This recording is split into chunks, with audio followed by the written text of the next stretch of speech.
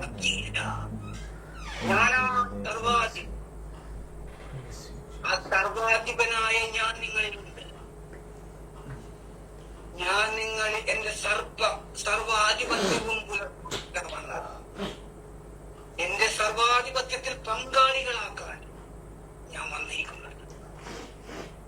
എന്റെ വാത്സല്യ ജനമേ, ഞാൻ ശുശ്രൂഷിക്കാനാണ് വന്നിരിക്കുന്നത്, ശുശ്രൂഷിക്കപ്പെടാനല്ല. എന്റെ ശുശ്രൂഷ എന്റെ സഹോദരങ്ങളായ ഈ മനുഷ്യർക്ക് വേണ്ടിയുള്ളതാണ്. അതാണ് പുതിയ നിയമം. അത് പ്രഘോഷിക്കുവിൻ, അത് അനുഭവിക്കുവിൻ, ഇത് പ്രഘോഷിക്കുവിൻ. ആമേൻ, ആമേൻ. ഈ പ്രവചനത്തിന്റെ പൂർത്തീകരണമായിട്ട് ഈ ഹൃദയഭാഗത്ത് ഒരു അനക്കാൻ പറ്റാത്ത അവസ്ഥ, അങ്ങനെയുള്ള ഒരാളെ കർത്താവ് സൗഖ്യം കൊടുക്കും. ആമേൻ. Hallelujah, praise you Lord, thank you Lord, praise you Jesus. Hallelujah, hallelujah, hallelujah. Thank you Lord, praise you Lord, praise you Jesus. Hallelujah, hallelujah, hallelujah. Amen.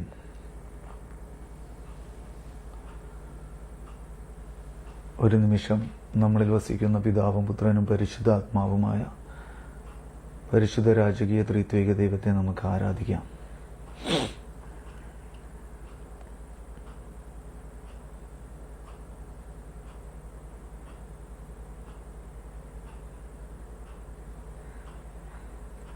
ആമേൻ. ഈശോ മിശിഹായ്ക്ക് സ്തുതിയായിരിക്കട്ടെ. നമ്മുടെ ഇന്നത്തെ വിഷയമേ സാധാരണ നമ്മൾ കാറ്റക്കിസമാണ് നമ്മൾ പറഞ്ഞുകൊണ്ടിരിക്കണേ. പക്ഷെ ഇപ്പം ഇന്ന് നമ്മൾ അതിൽ നിന്നൊക്കെ വ്യത്യസ്തമായിട്ട് മറ്റൊരു വിഷയം ഒന്ന് ചർച്ച ചെയ്യാമെന്ന് വിചാരിച്ചിട്ടാണ്. പക്ഷെ ആ വിഷയം ചർച്ച ചെയ്യാൻ പറ്റിയ ഒരു അങ്ങനൊരു എന്താ പറയുക, അതിന് പറ്റിയ ആള് ഞാനല്ല സത്യത്തിൽ. എനിക്കത് ഇങ്ങനെ അതിനെക്കുറിച്ച് സംസാരിക്കാൻ പോലുള്ള അല്ലേ ഒരവസ്ഥ എന്നെ സംബന്ധിച്ചില്ല. എന്നിരുന്നാലും അത് ചർച്ച ചെയ്യണമെന്ന് തോന്നി, അല്ലെങ്കിൽ അത് ഇങ്ങനെ നമുക്ക് ഷെയർ ചെയ്യണമെന്ന് തോന്നി. അപ്പം ഇതാണ് അതിൻ്റെ ആ വിഷയത്തിൻ്റെ തലക്കെട്ട് ഇങ്ങനെയാണ്: നമ്മളോട് തിന്മ പ്രവർത്തിക്കുന്നവരോട്. ശ്രദ്ധിച്ചോ, നമ്മളോട് തിന്മ പ്രവർത്തിക്കുന്നവരോട് നമ്മുടെ മനോഭാവം എന്താണ്? ഞാൻ പറയണ കേൾക്കാൻ പറ്റണ്ടല്ലോ അല്ലേ? നമ്മളോട് തിന്മ പ്രവർത്തിക്കുന്നവരോട് നമ്മുടെ മനോഭാവം, അല്ലെങ്കിൽ നമ്മളെ ദ്രോഹിക്കുന്നവരോട്, അല്ലെങ്കിൽ നമ്മളെ പീഡിപ്പിക്കുന്നവരോട്, നമ്മളോട് ഇഷ്ടപ്പെടാത്ത കാര്യങ്ങൾ നമ്മളോട് ചെയ്യുന്നവരോട് നമ്മുടെ മനോഭാവം എന്താണ്? അപ്പം ഇത് പലരും നമ്മളോട് ചോദിക്കണുണ്ട്. പലരുടെയും ജീവിതത്തിൽ ഇങ്ങനൊരവസ്ഥ നിലനിൽക്കണമുണ്ട്. ഇപ്പം ഈ കൂട്ടത്തിൽ തന്നെ ചില ആൾക്കാർ എന്നോട് ചോദിച്ചിട്ടുണ്ട്, നമ്മളുടെ ശത്രു നമ്മളോട് നമ്മളുടെ വശത്ത് ന്യായം, അതായത് 101% ന്യായം ഉണ്ടായിട്ടും കൂടി നമ്മളുടെ ശത്രു നമ്മളോട് അങ്ങനെ പെരുമാറുമ്പോൾ നമുക്ക് ഒരു തരത്തിലും പ്രതികരിക്കാനുള്ള ഒരു സാധ്യതയും ഇല്ലേ എന്നൊക്കെ ചോദിച്ച ആൾക്കാർ ഈ കൂട്ടത്തിലുണ്ട്. അപ്പം ഞാൻ ചെറിയ ചെറിയ രീതിയിലൊക്കെ അന്ന് ഒരു വ്യക്തത കൊടുത്തായിരുന്നു. എങ്കിലും അതെ, കൂടുതൽ അതിനെ സമീപിക്കാനാണ് നമുക്കങ്ങനെയാണ് തോന്നണേ. അപ്പം അതുകൊണ്ട് ഞാനപ്പോൾ ആദ്യമേ തന്നെ മത്തായിയുടെ സുവിശേഷം, നിങ്ങൾ POC ബൈബിള്, പഠന ബൈബിൾ അവിടെ വെച്ചോ. പക്ഷെ POC ബൈബിളിൽ നിന്ന്, ഇതിപ്പോൾ ഞാൻ പഠന ബൈബിളിൽ നിന്നാണ് വായിക്കണേ. പക്ഷെ POC നമ്മുടെ സാധാരണ ബൈബിളിൽ നിന്ന് മറ്റൊരു കാര്യം നമ്മളിപ്പോൾ ഇതിലേക്ക് കൊണ്ടുവരും. അപ്പം ഇപ്പം ആദ്യം നമ്മൾ മത്തായിയുടെ സുവിശേഷം 5-ാം അധ്യായം 38 മുതൽ 48 വരെയുള്ള വചനങ്ങൾ ഞാൻ വായിക്കാൻ പോവാണ്. 38 മുതൽ 48 വരെയുള്ള വചനങ്ങൾ, 5-ാം അധ്യായം. വിശുദ്ധ അല്ലേ സുവിശേഷം, മത്തായിയുടെ വിശുദ്ധ സുവിശേഷം 5-ാം അധ്യായം 38 മുതൽ 48 വരെയുള്ള വചനങ്ങൾ ഞാൻ വായിക്കാൻ പോകണം. അപ്പം എല്ലാവരും ബൈബിള് തുറന്നത് വായിക്കണം. നിങ്ങൾ നോക്കണോട്ടോ ഞാനിവിടെ വായിക്കുമ്പോൾ. അപ്പം ഞാനത് വായിക്കാൻ പോകണേ. തിന്മയെ നന്മ കൊണ്ട് ജയിക്കുക. അപ്പോൾ കണ്ണിന് പകരം കണ്ണ്, പല്ലിന് പകരം പല്ല് എന്ന് പറഞ്ഞിട്ടുള്ളത് നിങ്ങൾ കേട്ടിട്ടുണ്ടല്ലോ. അപ്പോൾ കർത്താവ് ഈശോ പറയാണ്. അപ്പം ഇത് ഈ ഭാഗം എവിടേക്കാണ് എന്നുള്ളത് നമുക്ക് എല്ലാവർക്കും അറിയാം അല്ലേ? സുവിശേഷ ഭാഗ്യങ്ങൾ, മലയിലെ പ്രസംഗം, ആ ഭാഗത്താണ് ഈശോ പുതിയ കൽപ്പന പുറപ്പെടുവിക്കുക. മനസ്സിലായി? അപ്പോൾ പുറപ്പാടിൻ്റെ പുസ്തകത്തിലെല്ലാം എന്തെന്നാണ് നമ്മൾ കേട്ടിട്ടുള്ളത്? പല്ലിന് പകരം പല്ല്, കണ്ണിന് പകരം കണ്ണ്, കൈക്ക് പകരം കൈ എന്നൊക്കെ നമ്മൾ കേട്ടിട്ടുണ്ട്. അപ്പോൾ ഈശോ പറയണത് നിങ്ങൾ കേട്ടിട്ടില്ലേ? എന്താണ് നിങ്ങൾ കേട്ടിട്ടില്ലേ? എന്ത് കേട്ടിട്ടില്ലേ? കണ്ണിന് പകരം കണ്ണ്, പല്ലിന് പകരം പല്ല് എന്ന് പറഞ്ഞിട്ടുള്ളത് നിങ്ങൾ കേട്ടിട്ടില്ലേ? എന്നാൽ ഞാൻ നിങ്ങളോട് പറയുന്നു, ദുഷ്ടനെ എതിർക്കരുത്. കണ്ടോ? ഇവിടെ തന്നെ ഫസ്റ്റ് തന്നെ വളരെ എന്താണ് കർക്കശമായ ഒരു നിയമമാണ് നമുക്ക് തരണേ കർത്താവ്. എന്താണ്? ദുഷ്ടനെ എതിർക്കരുത്. നമ്മളെ സംബന്ധിച്ച് ഇതിനെതിരായിട്ടാണ് നമ്മൾ ചെയ്തുകൊണ്ടിരിക്കണേ. കർത്താവ് എന്ത് പറഞ്ഞോ അതിനെതിരായിട്ടാണ് നമ്മൾ ചെയ്യണം അല്ലേ? കർത്താവ് എന്താ പറഞ്ഞു? ഈശോ എന്ത് പറഞ്ഞു? ദുഷ്ടനെ എതിർക്കരുത്. പക്ഷെ നമ്മളെന്താ ചെയ്യണേ? എതിർത്തുകൊണ്ടേയിരിക്കുന്നു. മനസ്സിലായി? അപ്പൊ ഇവിടെ ഈ ദുഷ്ടൻ എന്ന് പറയുമ്പോൾ അതിന്റെ ആധ്യാത്മിക അർത്ഥം മറ്റൊരർത്ഥവും കൂടി ഉണ്ട്, പിശാചം അല്ലേ? അതാണ് അതിൻ്റെ മറ്റൊരർത്ഥം, മറ്റൊരു വശം. ദുഷ്ടനെ എതിർക്കരുത്. എന്നിട്ട് പറഞ്ഞു, വലത് കരണത്തടിക്കുന്നവന് മറ്റേ കരണം കൂടി കാണിച്ചു കൊടുക്കുക. ശ്രദ്ധിക്കണോണ്ടോ നിങ്ങൾ? വലത് കരണത്തെ അടിക്കുന്നവന് മറ്റേ കരണം കൂടി കാണിച്ചു കൊടുക്കുക. അപ്പോൾ ലൂക്കായുടെ സുവിശേഷത്തിൽ ഇങ്ങനെ പറയുന്നുണ്ട്, ഈ ഭാഗത്തെ തന്നെ ഉദ്ധരിച്ച് പറയുന്നുണ്ട്, ഒരു കവളത്തടിക്കുന്നവന് മറ്റേ കരണം കൂടി മറ്റേ കവള് കൂടി കാണിച്ചു കൊടുക്കാൻ പറഞ്ഞു. അങ്ങനെ പറയണമെങ്കിൽ നമുക്ക് മനസ്സിലാക്കാം അല്ലേ? ഒരു കരണത്തടിക്കുന്നവന് മറ്റേ കരണം കൂടി കാണിച്ചു. ഇപ്പൊ ഇവിടെ പറഞ്ഞിരിക്കണുണ്ടോ? വലത് കരണത്തടിക്കുന്നവന് മറ്റേ കരണം കൂടി കാണിച്ചു കൊടുക്കാം. ഇപ്പോൾ നിങ്ങളൊന്ന് ശ്രമിച്ചു നോക്കിയേ. നിങ്ങളുടെ മുമ്പിൽ ഒരാൾ നിൽക്കണോ? നിങ്ങൾ അയാളുടെ വലത് കവിളിൽ അടിക്കണം എന്നുണ്ടെങ്കിൽ എങ്ങനെ അടിക്കാൻ പറ്റും? ശ്രദ്ധിക്കണേ. നിങ്ങളുടെ മുമ്പിൽ ഇപ്പോൾ ഒരാൾ നിൽക്കുന്നു എന്ന് നിങ്ങൾ സങ്കല്പിക്കുക. നിങ്ങൾ അയാളുടെ മുഖത്ത് അടിക്കാൻ പോവാണ്. അയാളുടെ വലത് കവിളിലാണ് അടിക്കേണ്ടത് ഇല്ലേ? വലത് കരണത്തടിക്കുന്നവന്. അപ്പോൾ വലത് കരണത്തെ എങ്ങനെ അടിക്കും? വലത് കരണത്ത് കണ്ടോ? ഇടത് കൈ കൊണ്ട് അടിക്കുക വലത് കരണത്ത്. മനസ്സിലായോ? അങ്ങനെ ഒരു അവസ്ഥ നിലനിൽക്കുന്നുണ്ട്. കാരണം യഹൂദ വംശം അല്ലെങ്കിൽ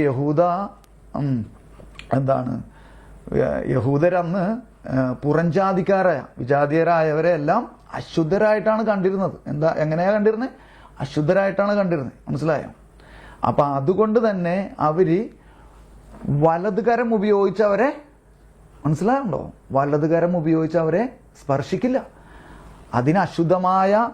മിക്കപ്പോഴും അശുദ്ധമായ കാര്യങ്ങൾ ചെയ്യുന്ന നമ്മുടെ ഇടത് കരമാണ് അതിനു വേണ്ടി അവർ ഉപയോഗിക്കണേ. ആ അർത്ഥത്തിലാണ് വലത് കരണത്താണ് അവരടിക്കുക. മനസ്സിലായോ? വലത് കരണത്ത് ഒരാളുടെ അടിക്കണമെന്നുണ്ടെങ്കിൽ, നമുക്ക് അടിക്കണമെന്നുണ്ടെങ്കിൽ എങ്ങനെ അടിക്കുക? വലത് കൈ കൊണ്ട് അടിക്കാൻ പറ്റുമോ നമുക്ക്? അങ്ങനൊരു കാര്യം ഇവിടെ നിലനിൽക്കുന്നുണ്ട്. മനസ്സിലാവുന്നുണ്ടോ? അപ്പോൾ പക്ഷെ ഈ ഭാഗത്തെ തന്നെ ഉദ്ധരിച്ച് ലൂക്കായുടെ സുവിശേഷത്തിൽ പറയുന്നത്, ഒരു കരണത്തടിക്കുന്നവന് മറ്റേ കരണം കൂടി. അത് ഓക്കെ, മനസ്സിലായോ? ഒരു കരണത്തടിക്കുന്നവന് അത് മനുഷ്യ സഹജമായ ഒരു രീതിയിലേക്ക് വരും. പക്ഷെ ഇവിടെ പറഞ്ഞു വലത് കരണത്തടിക്കുന്നവന് വലത് കരണത്തടിക്കുന്നവൻ മറ്റേ കരണം കൂടി കാണിച്ചു കൊടുക്കും. അപ്പം വലത് കരണത്തടിക്കുന്നതിന് അതിൻ്റെതായ അവരുടെ സംസ്കാരത്തിന്റെ ഒരു ഇതും കൂടി ഉണ്ട്. എന്താണ് ആ സംസ്കാരം? ഇത് വെച്ച് വലത് കൈ കൊണ്ട് സ്പർശിക്കില്ല. അവരെല്ലാം അശുദ്ധരാണ് യഹൂദരുടെ മുമ്പിൽ. അതുകൊണ്ട് തന്നെ അശുദ്ധമായ കാര്യങ്ങൾക്ക് ഉപയോഗിക്കുന്ന ഇടത് കരമാണ് അവര് ഉപയോഗിക്കുക എന്നുള്ളത് ഒരു പശ്ചാത്തലം. അപ്പം ഞാനതൊന്ന് പറഞ്ഞതാണ്. അപ്പോൾ വലത് കരണം തടിക്കുന്നവന് മറ്റേ കരണം കൂടി കാണിച്ചു കൊടുക്കുക. നിന്നോട് വ്യവഹരിച്ച് നിന്റെ ഉടുപ്പ് കരസ്ഥമാക്കാൻ ഉദ്യമിക്കുന്നവന് മേലങ്കി കൂടി കൊടുത്തേക്കുക. ഇതൊക്കെ ഒന്ന് ആലോചിച്ച് നോക്കിയേ. മനസ്സിലായോ? നമ്മൾ പറയണില്ല ഇനി അത്.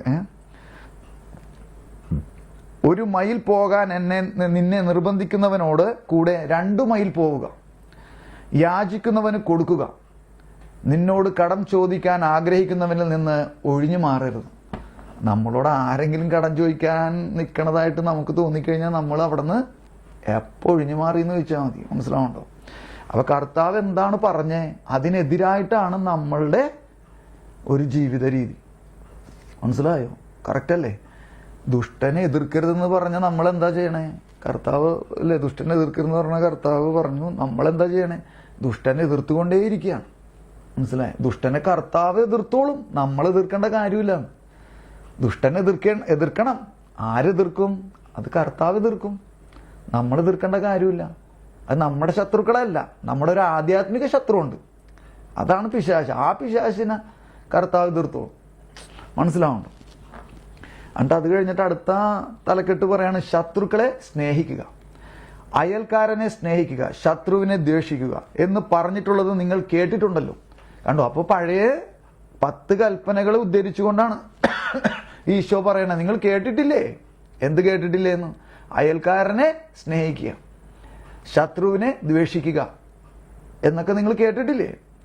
എന്നാൽ ഞാൻ നിങ്ങളോട് പറയുന്നു, ശത്രുക്കളെ സ്നേഹിക്കുവിൻ, നിങ്ങളെ പീഡിപ്പിക്കുന്നവർക്ക് വേണ്ടി പ്രാർത്ഥിക്കുവിൻ. അങ്ങനെ നിങ്ങൾ നിങ്ങളുടെ സ്വർഗസ്ഥനായ പിതാവിന്റെ മക്കളായി തീരും. എന്തുകൊണ്ടെന്നാൽ അവിടുന്ന് ശിഷ്ടരുടെയും ദുഷ്ടരുടെയും മേൽ സൂര്യനെ ഉദിപ്പിക്കുകയും. കണ്ടോ? എന്തെന്നാൽ അവിടുന്ന് ദുഷ്ടരുടെയും ശിഷ്ടരുടെയും, അതായത് നീതിമാന്മാരുടെയും നീതിരഹിതരുടെയും, കണ്ടോ ദുഷ്ടരുടെയും ശിഷ്ടരുടെയും മേൽ സൂര്യനെ ഉദിപ്പിക്കുകയും നീതിമാന്മാരുടെയും നീതിരഹിതരുടെയും മേൽ മഴ പെയ്യിക്കുകയും ചെയ്യുന്നു. എങ്കിൽ നിങ്ങളെ സ്നേഹിക്കുന്നവരെ നിങ്ങൾ സ്നേഹിച്ചാൽ നിങ്ങൾക്ക് എന്ത് പ്രതിഫലമാണ് ലഭിക്കുക? നമ്മളെ സ്നേഹിക്കുന്നവരെ തന്നെ നമ്മൾ സ്നേഹിച്ചുകൊണ്ടിരുന്നാൽ നമ്മൾക്ക് എന്ത് പ്രതിഫലമാണ് ലഭിക്കുക? ചുങ്കക്കാർ പോലും അത് ചെയ്യുന്നില്ലേ?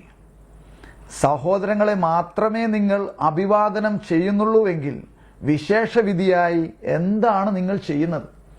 ഈ അർത്ഥത്തിലാണ് മറ്റൊരു വചനം ഇപ്പോൾ ഓർമ്മ വരുന്നത്. എന്താണ്?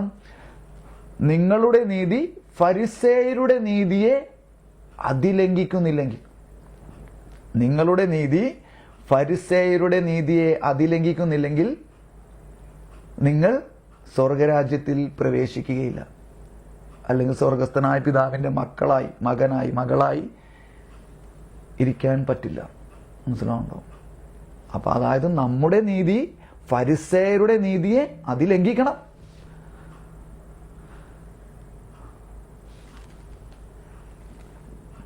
വിശേഷവിദ്യ എന്താണ് നിങ്ങൾ വിജാതിയർ പോലും അത് ചെയ്യുന്നില്ലേ? അതുകൊണ്ട് നിങ്ങളുടെ സ്വർഗസ്ഥനായ പിതാവ് പരിപൂർണനായിരിക്കുന്നത് പോലെ. ഇപ്പൊ ഇവിടെ പറഞ്ഞല്ലോ നിങ്ങളുടെ സ്വർഗസ്ഥനായ പിതാവ് പരിപൂർണനായിരിക്കുന്നത് പോലെയെന്ന്. എങ്ങനെയാണ് പിതാവ് പരിപൂർണനായിരിക്കണേ? ഈ പരിപൂർണനായിരിക്കുന്നത് പോലെ നിങ്ങളും പരിപൂർണരായിരിക്കുമെന്ന് പറഞ്ഞു. അതെന്താ അതിന്റെ അർത്ഥം?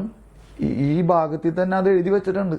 അതായത് ദുഷ്ടരുടെയും ശിഷ്ടരുടെയും മേൽ സൂര്യനെ ഉദിപ്പിക്കുകയും നീതിമാന്മാരുടെയും നീതിരഹിതരുടെയും മേൽ മഴ പെയ്യുകയും ചെയ്യുന്ന പിതാവ് കർത്താവ്. ആ അർത്ഥത്തിലാണ് ദൈവം പരിപൂർണനായിരിക്കുന്നത്. മനസ്സിലായോ? അതുപോലെ നമ്മളും പരിപൂർണരായിരിക്കാൻ കർത്താവ് ഇവിടെ പറയാണ്. നമുക്കങ്ങനെ പരിപൂർണയാകാൻ പറ്റോ?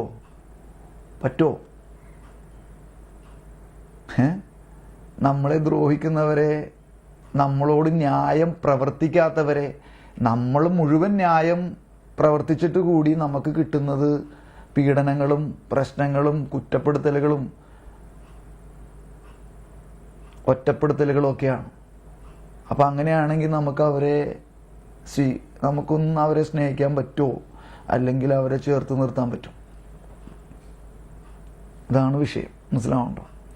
അപ്പോൾ നിങ്ങൾ സ്വർഗസ്ഥനായ നിങ്ങളുടെ പിതാവ് പരിപൂർണനായിരിക്കുന്നത് പോലെ എന്ന് പറയുമ്പോൾ കാര്യം മനസ്സിലായോ? അപ്പൊ ഇതെങ്ങനെയാണ് നമുക്ക് മനസ്സിലാക്കാൻ പറ്റണം? ഈ ജീവിതത്തിൽ നമ്മൾ ഒരുപാട് ധ്യാന കേന്ദ്രങ്ങളിലും ഉള്ള പ്രസംഗങ്ങളും ധ്യാനങ്ങൾ കൂടുകയും ഒരുപാട് ക്ഷമയാചിക്കുകയും പല ധ്യാനങ്ങളൊക്കെ, ആന്തരിക സൗഖ്യ ധ്യാനങ്ങളൊക്കെ കൂടി വരുമ്പോഴത്തേക്കും നമ്മൾ ദേഷ്യപ്പെട്ടവരോട്, നമുക്ക് ഇഷ്ടപ്പെടാത്തവരോടൊക്കെ പോയിട്ട് നമ്മൾ മാപ്പ് ചോദിക്കുകയൊക്കെ ചെയ്തിട്ടുണ്ട്.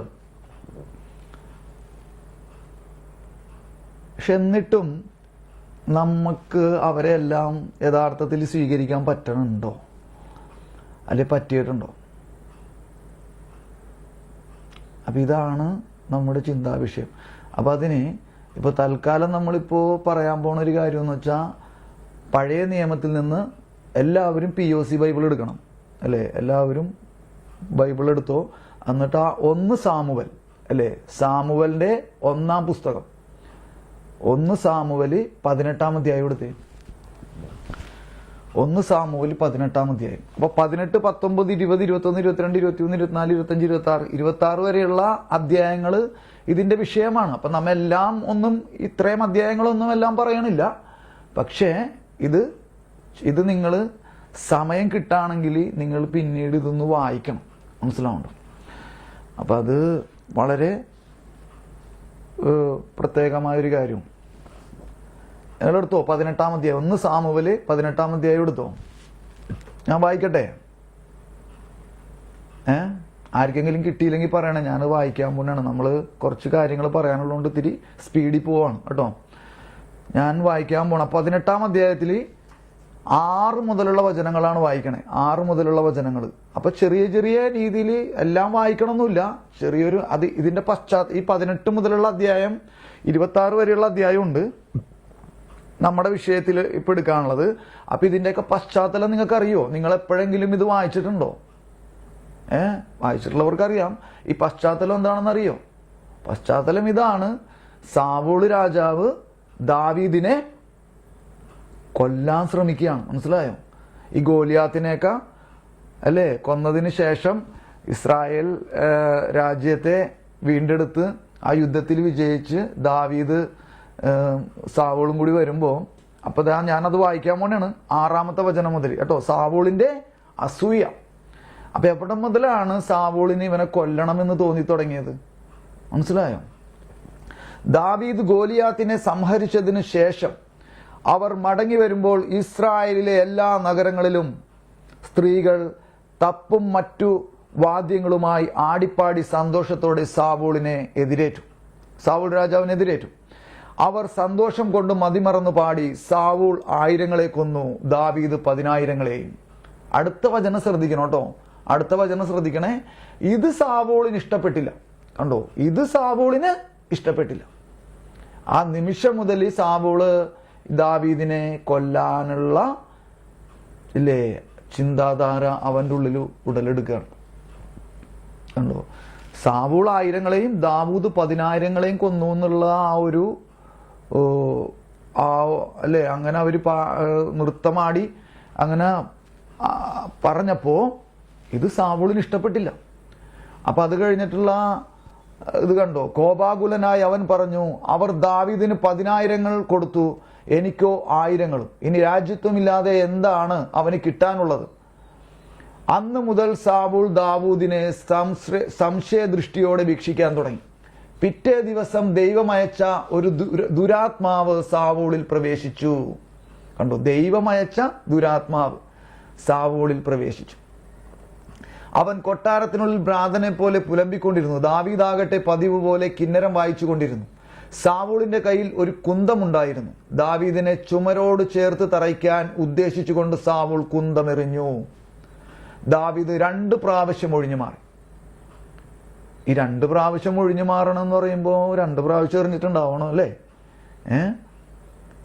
മനസ്സിലാവുണ്ടോ? 2 പ്രാവശ്യം ഒഴിഞ്ഞു മാറി കർത്താവ് അല്ലേ? അപ്പോ ഇതാണ് പശ്ചാത്തലം മനസ്സിലായോ നിങ്ങൾക്ക്? സാവൂളിന് അസൂയയിലൂടെ, ദാവീദിനോട് വന്ന അസൂയയിലൂടെ എന്ത് സംഭവിച്ചു? ദാവീദിനെ കൊല്ലാനായിട്ട് അവൻ തീരുമാനം എടുക്കുകയാണ്.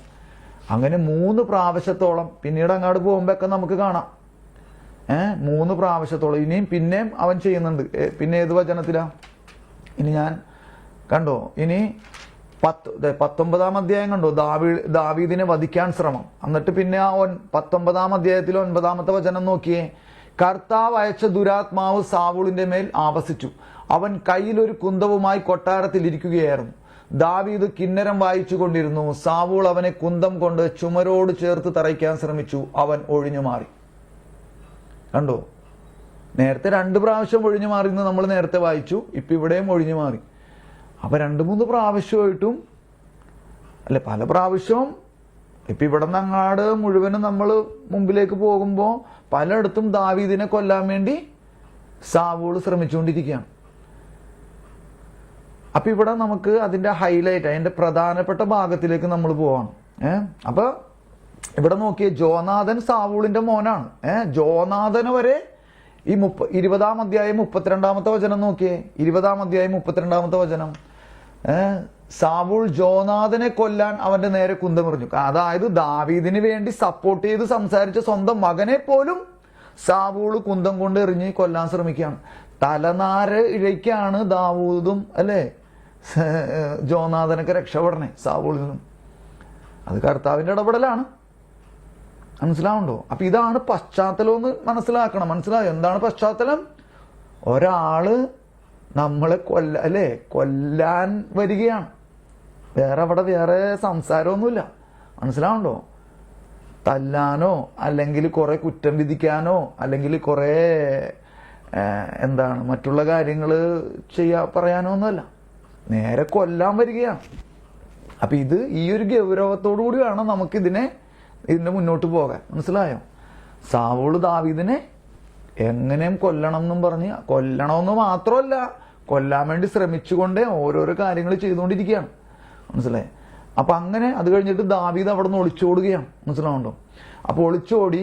പിന്നെ ഓരോ അധ്യായം നിങ്ങൾ ഇങ്ങനെ മറിച്ചോട്ടോ. ഒളിച്ചോടി കണ്ടോ നിങ്ങൾ. ഇത് 21-ാം അധ്യായം 10 മുതൽ 15 വരെയുള്ള വചനങ്ങളും കൂടി ഞാൻ വായിക്കട്ടെ. 21-ാം അധ്യായം ദാവീദ് ഒളിച്ചോടുന്നു. അതിൽ 21-ാം അധ്യായത്തിൽ 10 മുതൽ 15 വരെയുള്ള വചനങ്ങൾ ഞാനൊന്ന് ഓടിച്ചു വായിക്കട്ടെ. സാവൂളിന്റെ മുമ്പിൽ നിന്ന് ഓടി ദാവീദ് അന്ന് തന്നെ ഗത്ത് രാജാവായ, അല്ലെ ഈ ഗത്തുകാരനായിരുന്നു ആര്? ഗോലിയാത്ത്. അപ്പൊ ഗത്ത് രാജാവായ അക്കീഷിന്റെ അടുത്തെത്തി. അക്കീഷിന്റെ ഭൃത്യന്മാർ അവനോട് പറഞ്ഞു, ഈ ദാവീദ് ആ നാട്ടിലെ രാജാവല്ലേ?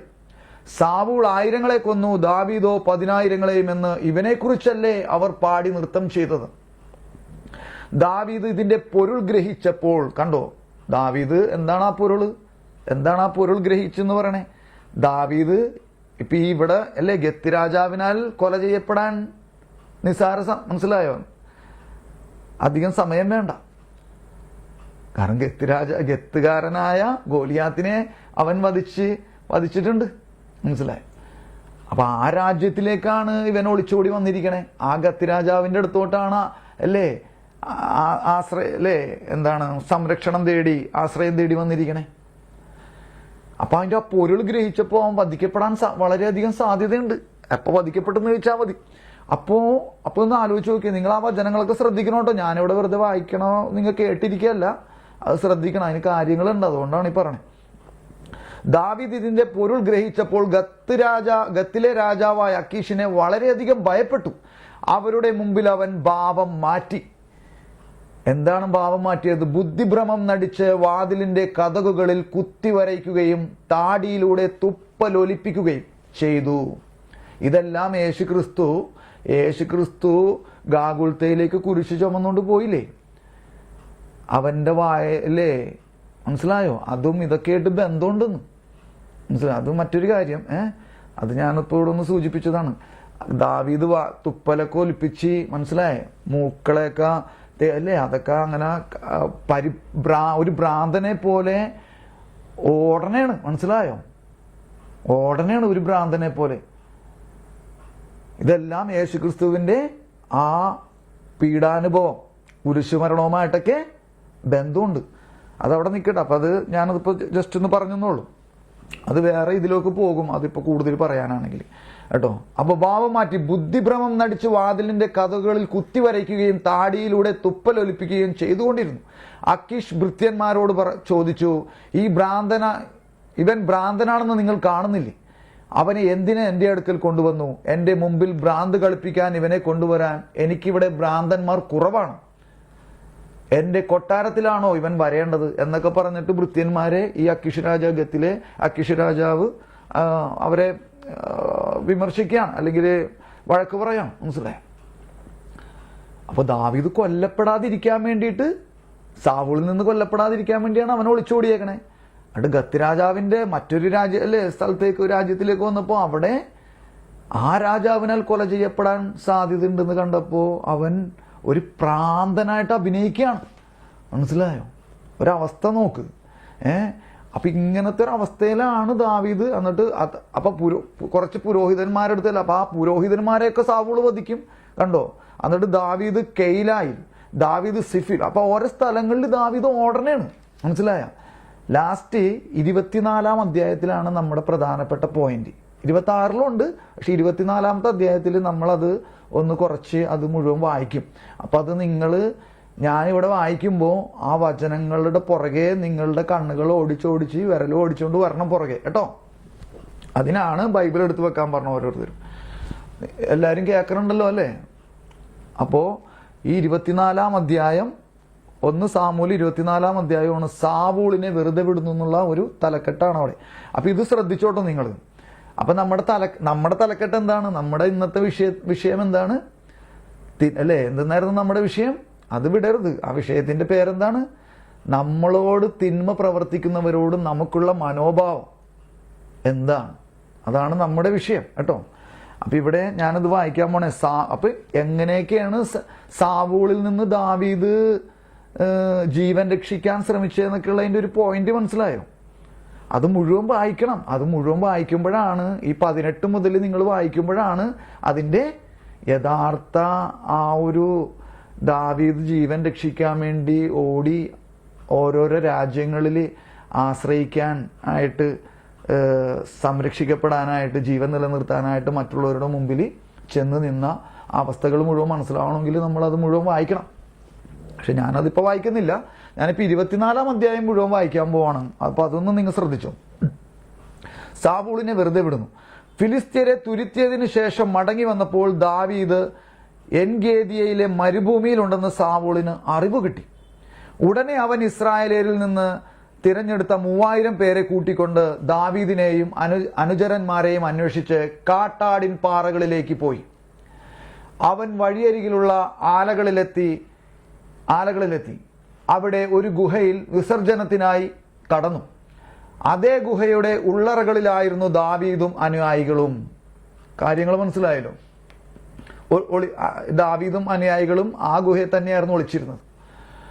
ദാവീദിനോട് അനുയായികൾ പറഞ്ഞു, ഞാൻ നിന്റെ ശത്രുവിനെ നിന്റെ കയ്യിൽ ഏൽപ്പിക്കും, നിനക്കിഷ്ടമുള്ളത് അവനോട് ചെയ്യാം എന്ന് കർത്താവ് അങ്ങയോട് പറഞ്ഞിരുന്ന ആ ദിവസം ഇതാണ്.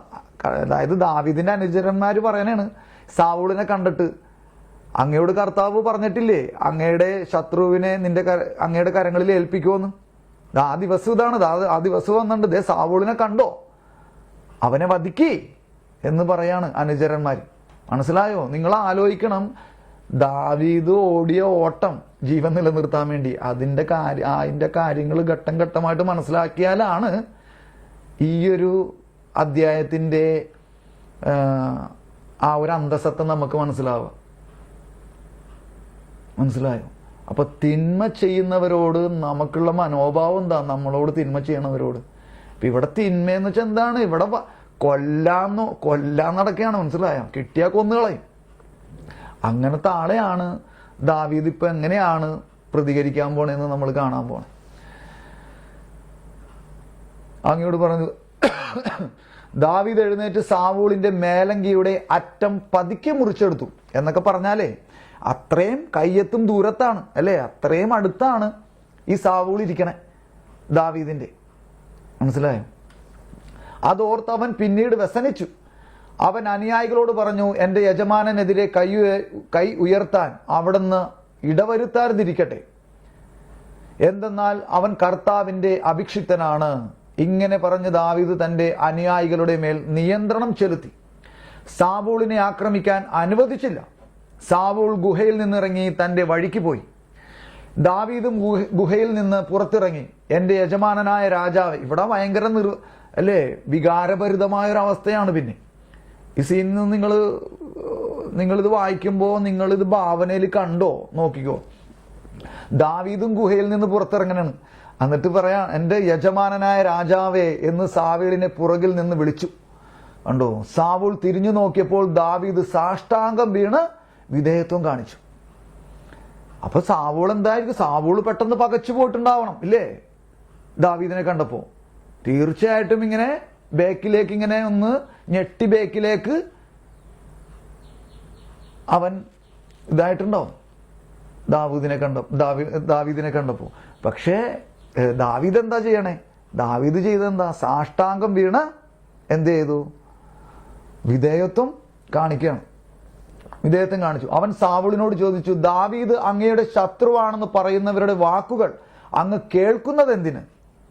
ഇതാണ് നമ്മുടെ മറ്റൊരു കാര്യം. നമ്മൾ ഈ മറ്റുള്ളവര് നമ്മളെ അല്ലെ, ഒരാളെ കുറിച്ച് നമ്മളോട് മറ്റൊരാൾ പറയണത് നമ്മൾ കുറെ ഇങ്ങനെ കേട്ടുകൊണ്ടിരിക്കും.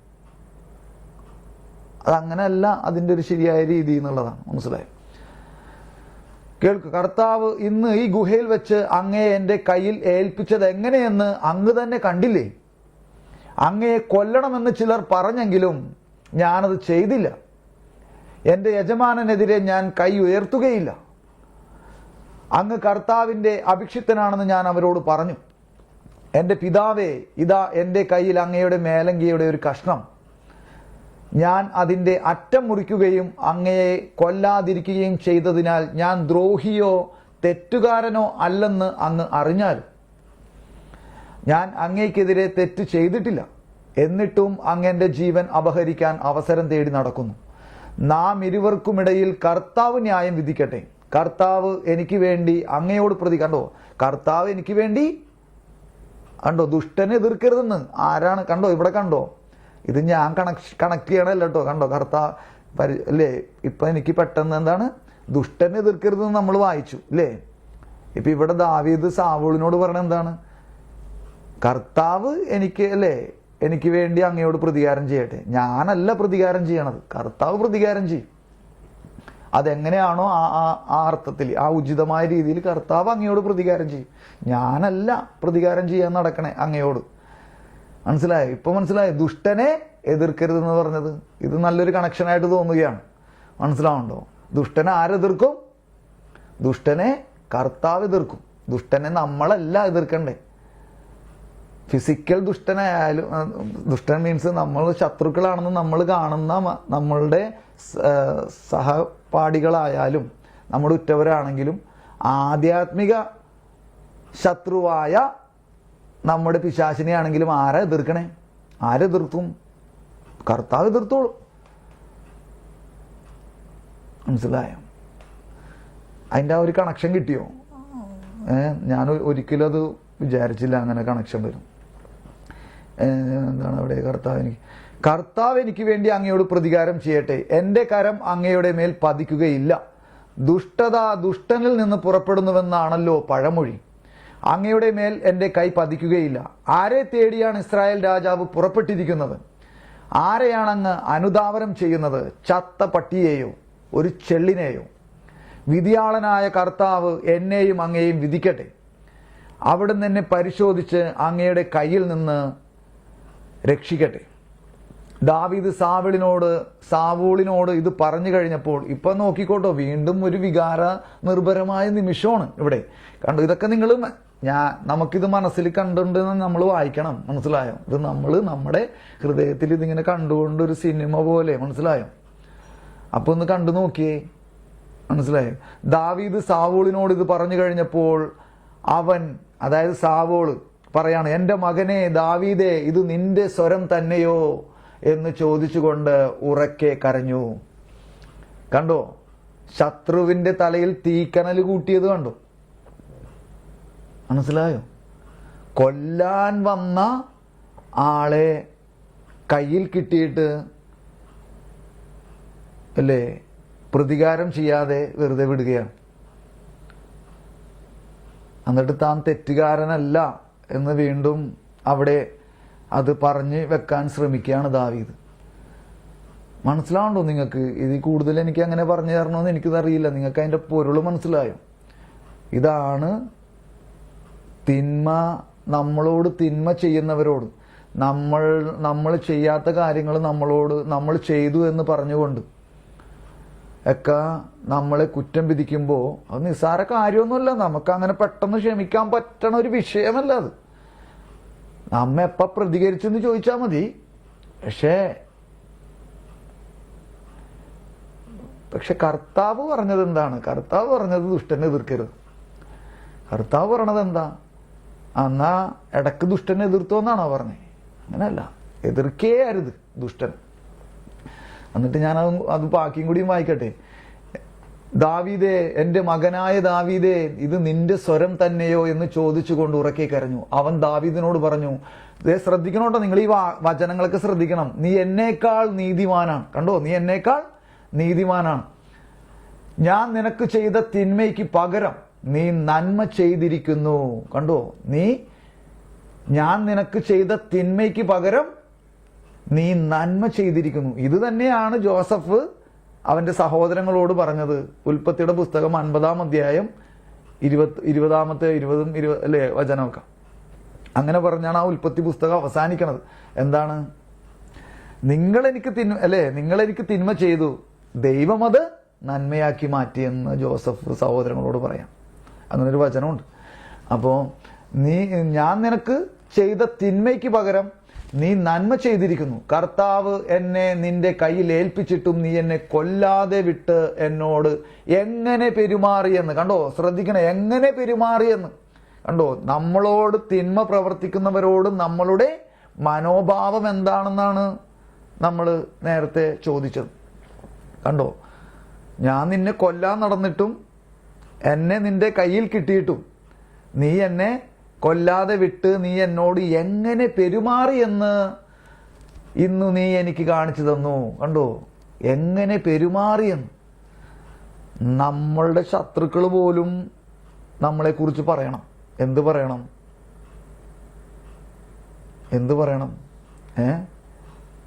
മനസ്സിലായോ? എൻ്റെ ജീവിതത്തിൽ ചില കാര്യങ്ങൾ എനിക്ക് ഓർമ്മ വരാണ്. ഞാനിപ്പോൾ അതൊന്നും പറയണില്ല. ഞാൻ കുറച്ചൊക്കെ നിങ്ങളുടെ അടുത്തൊക്കെ പറഞ്ഞിട്ടുണ്ട്. മനസ്സിലായോ? എന്നെ ശത്രുവായിട്ട് കണ്ടവരും എനിക്ക് ക്ഷമിക്കാൻ വളരെ പ്രയാസം ഉണ്ടായിരുന്നവരുടെ അടുത്തൊക്കെയും ചില ആൾക്കാരോട് ഞാൻ ഇത്തരത്തിൽ പെരുമാറിയപ്പോൾ അവർ ശരിക്ക് തല കിഴക്കനാമ്പാടുമായി പോയി എന്നുള്ളതാണ്. മനസ്സിലാണല്ലോ? അപ്പം അതിലോട്ട് ഞാൻ പോണില്ല. കണ്ടോ, എങ്ങനെ പെരുമാറിയെന്ന് നീ ഇന്ന് കാണിച്ചു തന്നു എന്നാണ്. എങ്ങനെ പെരുമാറിയെന്ന് കാണിച്ചു തന്നു. ശത്രുവിനെ കയ്യിൽ കിട്ടിയാൽ ആരെങ്കിലും വെറുതെ വിടുമോ? കണ്ടോ, ശത്രുവിനെ കയ്യിൽ കിട്ടിയാൽ ആരെങ്കിലും വെറുതെ വിടുമോ? ഇന്ന് നീ എനിക്ക് ചെയ്ത നന്മയ്ക്ക് കർത്താവ് നിനക്ക് നന്മ ചെയ്യട്ടെ. നീ തീർച്ചയായും രാജാവാകുമെന്നും ഇസ്രായേലിന്റെ രാജ്യത്വം നിന്നിൽ സ്ഥിരപ്പെടുമെന്നും എനിക്കറിയാം.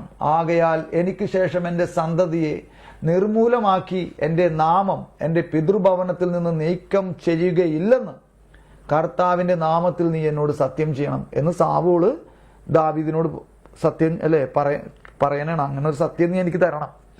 നിനക്ക് രാജ്യത്വം തിരികെ ലഭിക്കും. നീയാണ് രാജാവ്. ഇതെല്ലാം എനിക്ക് മനസ്സിലായി എന്ന് പറയാണ് സാവൂൾ. ദാവീദ് സാവൂളിനോട് അങ്ങനെ സത്യം ചെയ്തു. സാവൂൾ കൊട്ടാരത്തിലേക്ക് പോയി. ദാവീദും അനുയായികളും സങ്കേത സ്ഥാനത്തേക്കും പോയി. ഇനിയും ഉണ്ടട്ടോ 26-ാമത്തെ അധ്യായത്തിൽ വീണ്ടും ഈ സാവൂളിനെ, അത് കഴിഞ്ഞിട്ടും സാവൂള് എന്ത് ചെയ്യുന്നു? ദാവീദിനെ ഇതാക്കാൻ വേണ്ടി വരുന്നുണ്ട്. പക്ഷെ 26-ാം അധ്യായത്തിൽ അതിന്റെ പൂർണ്ണമായ എൻഡ് അവിടെ അവസാനം ഉണ്ടാകാണ്. അപ്പൊ അതൊക്കെ നിങ്ങൾ വായിച്ചാൽ നിങ്ങൾക്ക് ഒരു ഇത് കിട്ടിയോ? ഒരു ഇത് കിട്ടിയോ? നിങ്ങൾക്ക് ആ ഒരു ധാരണ കിട്ടിയോ? എങ്ങനെയാണ് നമ്മളോട് തിന്മ ചെയ്യുന്നവരോട് നമുക്ക് എങ്ങനെ നമ്മൾ പെരുമാറാൻ നമുക്ക് സാധിക്കും? അല്ലെങ്കിൽ എങ്ങനെയാണ് പെരുമാറേണ്ടത്? എങ്ങനെയാണ് നമ്മുടെ മനോഭാവം എന്നുള്ളതാണ് നമ്മൾ പറഞ്ഞു വന്നത്.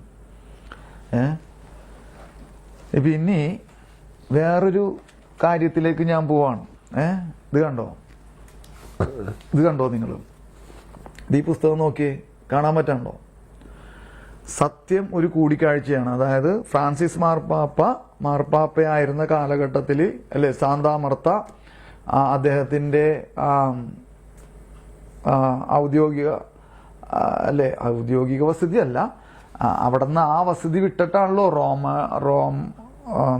മാർപ്പാപ്പയുടെ മന്ദിരം വിട്ടിട്ടാണ് അദ്ദേഹം ഒരു ചെറിയ ഫ്ലാറ്റിലേക്ക് മാറി താമസിച്ചത്. അങ്ങനൊരു ചരിത്രമുണ്ട്. അപ്പോൾ അവിടെ ആ സാന്താമർത്തയിൽ അദ്ദേഹം എല്ലാ ദിവസവും അർപ്പിക്കുന്ന ബലിയർപ്പണത്തിൽ ഒരു 10 മിനിറ്റ് എല്ലാ ബലിയിലും 10 മിനിറ്റ് അദ്ദേഹം ദിവ്യബലി മധ്യേയുള്ള വചനപ്രഘോഷണം ഉണ്ട്. അപ്പോൾ അതെല്ലാം ഇങ്ങനത്തെ ഇനി ഇത് 1-ാം വാല്യമാണ്. അപ്പം ഇനി 2 വാല്യവും കൂടിയുണ്ട്. അപ്പോൾ ഒരെണ്ണം ഇത് തന്നെ ബൈബിളിൻ്റെ അത്രയും കനമുണ്ട്. ഇനി മനസ്സിലായോ? കാണാൻ പറ്റുന്നുണ്ടോ നിങ്ങൾക്കിത്? മനസ്സിലായി? സത്യം ഒരു കൂടിക്കാഴ്ചയാണെന്നാണ് ഇതിൻ്റെ പ്രഭാത പള്ളിപ്രസംഗങ്ങൾ എന്നും കൂടി പേരുണ്ട്.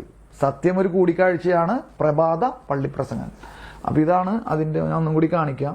അപ്പം ഇതൊക്കെ നമ്മൾ മേടിക്കേണ്ടി വരും. കാരണം ഇതിൽ ചില കാര്യങ്ങളൊക്കെ വായിച്ചു വരുമ്പോഴേ ഇതൊക്കെ 500 രൂപയാണ് ഇതിൻ്റെയൊക്കെ വില. ഇത് കണ്ടോ, ശത്രുക്കളോട് ക്ഷമിക്കുമ്പോൾ നാം യേശുവിനെ പോലെ ആകുന്നു എന്നുള്ള ഒരു തലക്കെട്ട്. അതായത് 68-ാമത്തെ അധ്യായം 299 പേജ് നമ്പർ 299, പേജ് നമ്പർ 299, 68-ാമത്തെ അധ്യായം, അല്ലെങ്കിൽ 68-ാമത്തെ പള്ളിപ്രസംഗമാണ്. മനസ്സിലാവുണ്ടോ?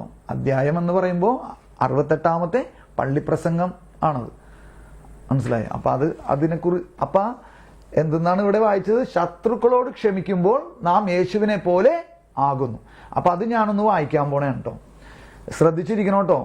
ഞാനത് നമ്മുടെ ഗ്രൂപ്പിൽ ഇട്ടിട്ടുണ്ടായിരുന്നു. കാരണം അതപ്പോൾ എല്ലാവരും വിളിച്ച് പറയാൻ പറ്റിയില്ല.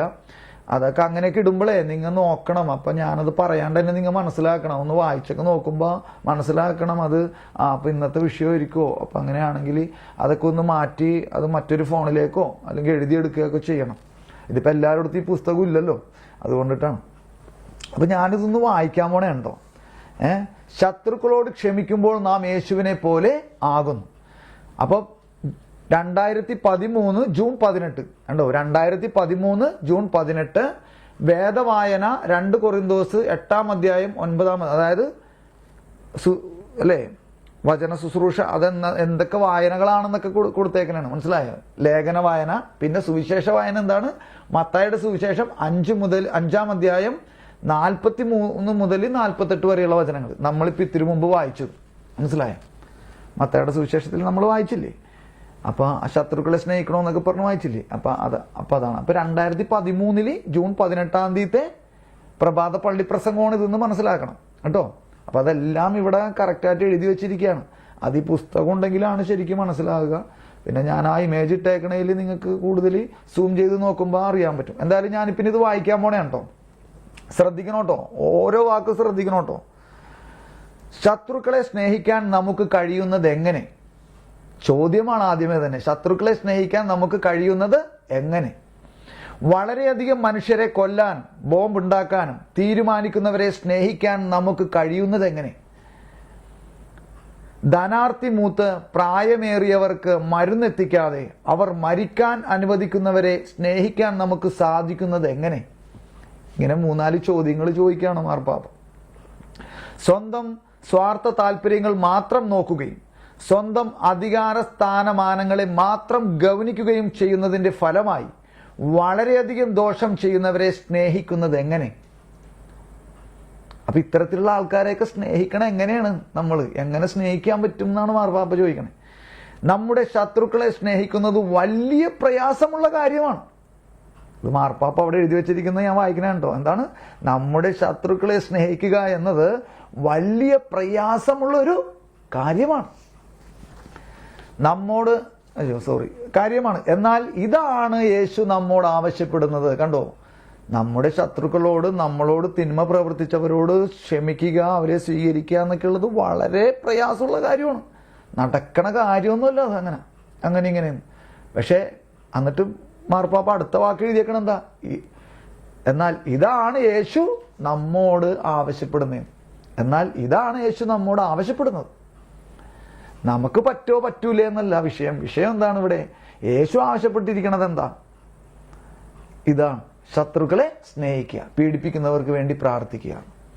സീനായി മലയിലെ നിയമത്തിൽ നിന്ന് സുവിശേഷ ഭാഗ്യങ്ങളുടെ നിയമത്തിലേക്ക് എന്ന് പറഞ്ഞാൽ മത്തായി 5-ാം അധ്യായം.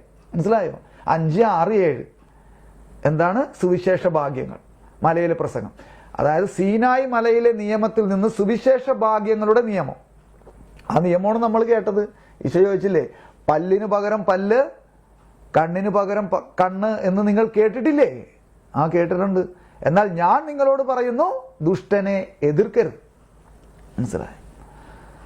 അപ്പൊ അതാണ് സീനായി മലയിലെ നിയമം. അതായത് ആ 10 കൽപ്പനകളിൽ നിന്ന് സുവിശേഷ ഭാഗ്യങ്ങളുടെ നിയമത്തിലേക്ക് നീളുന്ന ഈ പുതിയ നിയമത്തെക്കുറിച്ചാണ് ഈ ദിവസങ്ങളിലെ ആരാധനക്രമത്തിൽ നാം വായിക്കുന്നത്. നമുക്കെല്ലാവർക്കും ശത്രുക്കളുണ്ട്. കണ്ടോ? ശ്രദ്ധിക്കണോട്ടോ, നിങ്ങൾ ഓരോ വാക്കുകളും ശ്രദ്ധിക്കണേ. നമുക്കെല്ലാവർക്കും ശത്രുക്കളുണ്ട്. എന്നാൽ വാസ്തവത്തിൽ നാം മറ്റുള്ളവരുടെ ശത്രുക്കളാകാനുള്ള സാധ്യതയുമുണ്ട്. കണ്ടോ? നമുക്ക് ശത്രുക്കളുണ്ട് തീർച്ചയായിട്ടും. പക്ഷെ എന്നാൽ വാസ്തവത്തിൽ നാം മറ്റുള്ളവരുടെ ശത്രുക്കളാകാനുള്ള സാധ്യതയുമുണ്ട്. പല പ്രാവശ്യം നാം മറ്റുള്ളവരുടെ ശത്രുക്കളായിട്ടുണ്ട്. നാം അതേക്കുറിച്ച് ഗൗനിക്കുന്നില്ല. അത് നിങ്ങൾക്ക് മനസ്സിലായോ? നമ്മളെപ്പോഴും എന്താണ് നമ്മുടെ ആവലാതി? Mister ആവലാതി, Mrs ആവലാതി. പ്രശ്നം എന്താണ്? എന്താ പ്രശ്നം? നമുക്ക് ശത്രുക്കളുണ്ടെന്ന് നമ്മൾ പറഞ്ഞുകൊണ്ടിരിക്കുക. നമ്മൾ ആരുടെയൊക്കെ ശത്രുവാണെന്ന് നമ്മൾ എപ്പോഴെങ്കിലും ഗവനിച്ചിട്ടുണ്ടോ? മനസ്സിലാവുണ്ടോ? ഫ്രാൻസിസ് പാപ്പയ്ക്ക് ഭയങ്കര അഗ്രഗണ്യനാണ്. വളരെ വേറെ രീതിയിൽ നമ്മളെ ചിന്തിപ്പിച്ചു കളയും. മനസ്സിലാവുണ്ടോ? പലരും പറയണ മാർപ്പാപ്പ ഭയങ്കര ഗൗരവക്കാരനാണെന്നൊക്കെ പറഞ്ഞ് ഞാൻ കേട്ടിട്ടുണ്ട്. അങ്ങനെ. പക്ഷേ മാർപ്പാപ്പനെ കുറിച്ച് കറക്റ്റായിട്ട് മനസ്സിലായി കഴിഞ്ഞാൽ അത് ശരിയല്ല എന്ന് മനസ്സിലാവുമോ? ഇത് കണ്ടോ? നാം അതേക്കുറിച്ച് നമ്മുടെ ശത്രുക്കളെ സ്നേഹിക്കണമെന്ന് യേശു നമ്മോട് പറയുന്നു. നമ്മുടെ ശത്രുക്കളെ സ്നേഹിക്കണമെന്ന് യേശു നമ്മോട് പറയുന്നു. അതത്ര എളുപ്പമല്ല. കണ്ടോ? 2 പ്രാവശ്യം എഴുതിയേക്കണാണ്. എന്നിട്ട് നമ്മുടെ കഴിവിനതീതമായ കാര്യമാണ് യേശു ആവശ്യപ്പെടുന്നതെന്ന്. കണ്ടോ? നമ്മുടെ കഴിവിനതീതമായ കാര്യമാണ് യേശു ആവശ്യപ്പെടുന്നതെന്ന് ചിലപ്പോൾ നമുക്ക് തോന്നിപ്പോകുന്നു. ശ്രദ്ധിക്കണേ, മിണ്ടാമടത്തിലെ കന്യാസ്ത്രീകൾക്ക് മാത്രമുള്ളതാണ് ഈ നിർദ്ദേശം എന്ന് നമുക്ക് ചിലപ്പോൾ തോന്നിയേക്കാം, അല്ലേ? മിണ്ടാമടത്തിലെ കന്യാസ്ത്രീകൾക്ക് മാത്രമുള്ളതാണ് ഈ നിർദ്ദേശം. അവർ കൂടുതൽ വിശുദ്ധരാണല്ലോ. ഇങ്ങനെയാണ് ചിലർ ചിന്തിക്കുന്നത്. നമ്മയൊക്കെ അങ്ങനെയല്ലേ ചിന്തിക്കണേ? അച്ഛന്മാർക്കും കന്യാസ്ത്രീമാർക്കും സകല വിശുദ്ധർക്കും ഒക്കെ പറഞ്ഞിട്ടുള്ളതാണ് എന്ത്? ശത്രുക്കളെ സ്നേഹിക്കുക എന്നുള്ളതേ. നമ്മുടെ കാര്യത്തിൽ വരുമ്പോ അതൊക്കെ നമ്മ മാറ്റിവെക്കും. വേറെ പണി ഉണ്ടാന്ന് നോക്കാൻ പറയും. മനസ്സിലായോ? അപ്പൊ അതൊക്കെ മിണ്ടാമടത്തിലുള്ള കന്യാസ്ത്രീമാർക്കും, അല്ലേ, ഇടവക വികാരിമാർക്കും വിശുദ്ധന്മാർക്കൊക്കെ പറഞ്ഞിട്ടുള്ളതാണ്. അവർ കൂടുതൽ വിശുദ്ധരാണല്ലോ. ഇങ്ങനെയാണ് ചിലർ ചിന്തിക്കുന്നത്. അല്ലെങ്കിൽ ചില വിശുദ്ധാത്മാക്കൾക്കുള്ള നിർദ്ദേശമാണതെന്ന്. കണ്ടോ? വിശുദ്ധാത്മാക്കൾ മനസ്സിലായോ? സകല വിശുദ്ധരുടെയും കാര്യമാണ് ഈ പറഞ്ഞത്. അല്ലെങ്കിൽ അല്ലേ, അഗസ്തീനോസ് പിതാവൊക്കെ കാണിച്ചിട്ടുണ്ട്. ഇതപ്പം നമുക്കിപ്പോൾ കാണിക്കാൻ പറ്റുമോ ഇങ്ങനെയൊക്കെ? ഞാൻ നിങ്ങളോട് പറയണോ, കാണിക്കാൻ പറ്റും. മനസ്സിലായോ? കാണിക്കാൻ പറ്റും. അത് കാണിച്ചിട്ടുണ്ട് നമ്മൾ. മനസ്സിലായോ? അത് നമ്മൾ കാണിച്ചിട്ടുണ്ടെന്ന് പറയുമ്പോൾ നമ്മൾ കാണിച്ചല്ല, കർത്താവ് നമ്മളിലൂടെ അങ്ങനെ ചെയ്തിട്ടുണ്ട്. മനസ്സിലായോ? ഞാൻ ചെയ്തതല്ല. മനസ്സിലായോ? നമുക്ക് ചെയ്യാൻ പറ്റിയിട്ടുണ്ട്. അത് കർത്താവ് നമുക്ക് അങ്ങനെ ചെയ്യാൻ അനുവദിച്ചിട്ടുണ്ട്. അതുകൊണ്ടിട്ട് ചെയ്യാൻ പറ്റി. കർത്താവിൻ്റെ കൃപയാണത്. മനസ്സിലായോ? അപ്പൊ ചെയ്യാൻ അഗസ്തീനോസ് പിതാവിന് ചെയ്ത പോലെ നമുക്കും ചെയ്യാൻ പറ്റും. പറ്റായികയൊന്നുമില്ല. പക്ഷേ അതിന് കുറച്ച് പ്രയാസമുണ്ട്. വിശുദ്ധാത്മാക്കൾക്കുള്ള നിർദ്ദേശമാണതെന്ന് തോന്നിയേക്കാം. സാധാരണ ജീവിതം. കണ്ടോ? ശ്രദ്ധിക്കണേ. ഞാനിതൊന്നും മുഴുവനും വായിച്ചിട്ടല്ല നിങ്ങളോട്. മനസ്സിലായോ? ഞാനിത് വെറുതെ ഞാൻ പണ്ട് വായിച്ചിട്ടുള്ളതാണ് നേരത്തെ. ഞാനിപ്പോൾ ഹെഡ്ലൈൻ മാത്രമേ നോക്കിയിട്ടുള്ളൂ. ഇതിൻ്റെ ഞാൻ പറഞ്ഞു വന്ന കാര്യങ്ങളാണ് ഞാൻ അടിയിലേക്ക് വായിച്ചിട്ടല്ല ഇത് പറയണത്. അടിയിലേക്ക് പറഞ്ഞുകൊണ്ടോ, സാധാരണ ജീവിതത്തിൽ ഇത് സാധ്യമല്ല. കണ്ടോ? നമ്മൾ എപ്പോഴും പറയണത് എന്താ? അതൊക്കെ പള്ളിക്കാർക്കും വിശുദ്ധന്മാർക്കൊക്കെ പറഞ്ഞിട്ടുള്ളതാ. പ്രാർത്ഥനയ്ക്ക് നടക്കണവന്മാർക്ക് പറഞ്ഞിട്ടുള്ളതാ. നമുക്കൊന്നും കുടുംബജീവിത പശ്ചാത്തലത്തിലും ഈ തൊഴുത്തിൽ പണിയെടുക്കണവർക്കും കൃഷിപ്പണിക്കാർക്കും അല്ലെങ്കിൽ പിന്നെന്താ ബിസിനസ് ചെയ്യണവർക്കൊന്നും ഇത് പറഞ്ഞിട്ടില്ല. ഇതാരിക്കാ പറഞ്ഞേക്കണേന്ന് അറിയാമോ? ഫ്രാൻസിസ് അസീസിക്കൊക്കെ. മനസ്സിലായി എന്നാണ് നമ്മുടെ ഒരു ചിന്താധാര. അതാണ് ഇങ്ങനെ എഴുതിയേക്കണം. സാധാരണ ജീവിതത്തിൽ ഇത് സാധ്യമല്ല, പക്ഷേ ഇത് സാധ്യമാകണം. കണ്ടോ, ഇത് അവിടെ എഴുതി, ഞാനിത് അവിടെ എഴുതിയിരിക്കുന്നതാ വായിക്കണേ, പക്ഷെ ഇത് സാധ്യമാകണം. യേശു പറയുന്നു നിങ്ങൾ ഇത് ചെയ്യണം. കണ്ടോ, യേശു പറയാണ് നിങ്ങളിത് ചെയ്യണം, നിർബന്ധമാണ് ചെയ്യണം എന്നുള്ളത്. നിങ്ങൾ ഇങ്ങനെ ചെയ്യുന്നില്ലെങ്കിൽ നിങ്ങൾ ചുങ്കക്കാരെ പോലെയും പുറജാതിക്കാരെ പോലെയും ആകും. നിങ്ങൾ ക്രിസ്ത്യാനികളായിരിക്കുകയില്ല. കണ്ടോ, നിങ്ങൾ ക്രിസ്ത്യാനികളായിരിക്കുകയില്ല. ഈ അർത്ഥത്തിലാണ് വീണ്ടും ആ വചനത്തെ കോട്ട് ചെയ്യേണ്ടത്. അതായത് നിങ്ങളുടെ നീതി ഫരിസേയരുടെ നീതിയെ അതിലംഘിക്കുന്നില്ലെങ്കിൽ, കാരണം നമ്മുടെ നീതി ഫരിസേയരുടെ നീതി അതിലംഘിക്കണം. കാരണം ഫരിസേയരുടെ നീതി എന്താ? കുറ്റം ചെയ്തവരെ ശിക്ഷിക്കുക, കുറ്റം കണ്ടുപിടിക്കുക. അതാണ് ലോകനീതി. ദൈവനീതി എന്താണ്? അതിനേക്ക് അതിലംഘിക്കും. കുറ്റം ചെയ്തവനെ രക്ഷിക്കുക എന്നുള്ളതാണ്, തിന്മ ചെയ്തവനെ രക്ഷിക്കുക എന്നുള്ളതാണ് യേശു ക്രിസ്തുവിന്റെ പരിപാടി. അവന്റെ അജണ്ട അതാണ്, അവന് മറ്റൊരു അജണ്ടയില്ല.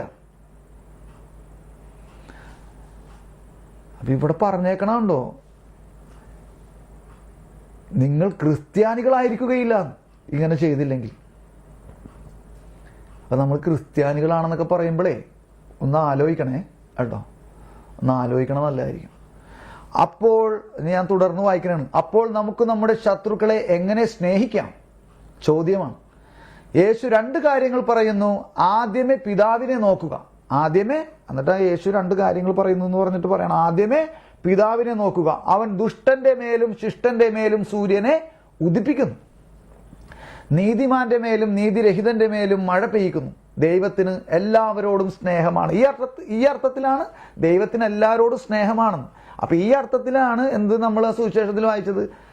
സ്വർഗസ്ഥനായ നിങ്ങളുടെ പിതാവ് പരിപൂർണനായിരിക്കുന്നത് പോലെ നിങ്ങളും പരിപൂർണനായിരിക്കാൻ. മനസ്സിലായോ? നിങ്ങൾ എങ്ങനെയാണ് ആകേണ്ടത്? സ്വർഗസ്ഥനായ നിങ്ങളുടെ പിതാവ് പരിപൂർണനായിരിക്കുന്നത് പോലെ. സ്വർഗസ്ഥനായ നിങ്ങളുടെ പിതാവ് എങ്ങനെയാണ് പരിപൂർണനായിരിക്കുന്നത്? ദുഷ്ടന്റെ മേലും ശിഷ്ടന്റെ മേലും, അല്ലെങ്കിൽ അവരെ ഇരുവരെയും സ്നേഹിച്ചുകൊണ്ട്, സ്വീകരിച്ചുകൊണ്ട്, അവർക്ക് വേണ്ടി പീഡ അനുഭവിച്ച് മരിച്ച് പാപങ്ങൾ ഏറ്റെടുത്ത് അവർ ചെയ്ത തിന്മകൾക്ക്. അതാണ് പരിപൂർണത. നമ്മൾ വെറുതെ അങ്ങോട്ട് വായിച്ചു പോണേണ്. സ്വർഗസ്ഥനായ നിങ്ങളുടെ പിതാവ് പരിപൂർണനായിരിക്കുന്നത് പോലെ നിങ്ങളും പരിപൂർണരായിരിക്കുവിൻ. എങ്ങനെ ആകണ കാര്യമാണ് പറഞ്ഞേ. ദൈവത്തിന് എല്ലാവരോടും സ്നേഹമാണ്. പിതാവ് പരിപൂർണനായിരിക്കുന്നത് പോലെ നാമും പരിപൂർണരായിരിക്കണമെന്ന് യേശു പറയും. സ്നേഹത്തിന്റെ പൂർണ്ണതയാൽ പിതാവിനെ അനുകരിക്കണമെന്നാണ് യേശു പഠിപ്പിക്കുന്നത്. യേശു തന്റെ ശത്രുക്കളോട് ക്ഷമിക്കുന്നുണ്ടോ? ഇവിടെയാണ് മറ്റൊരു വശം.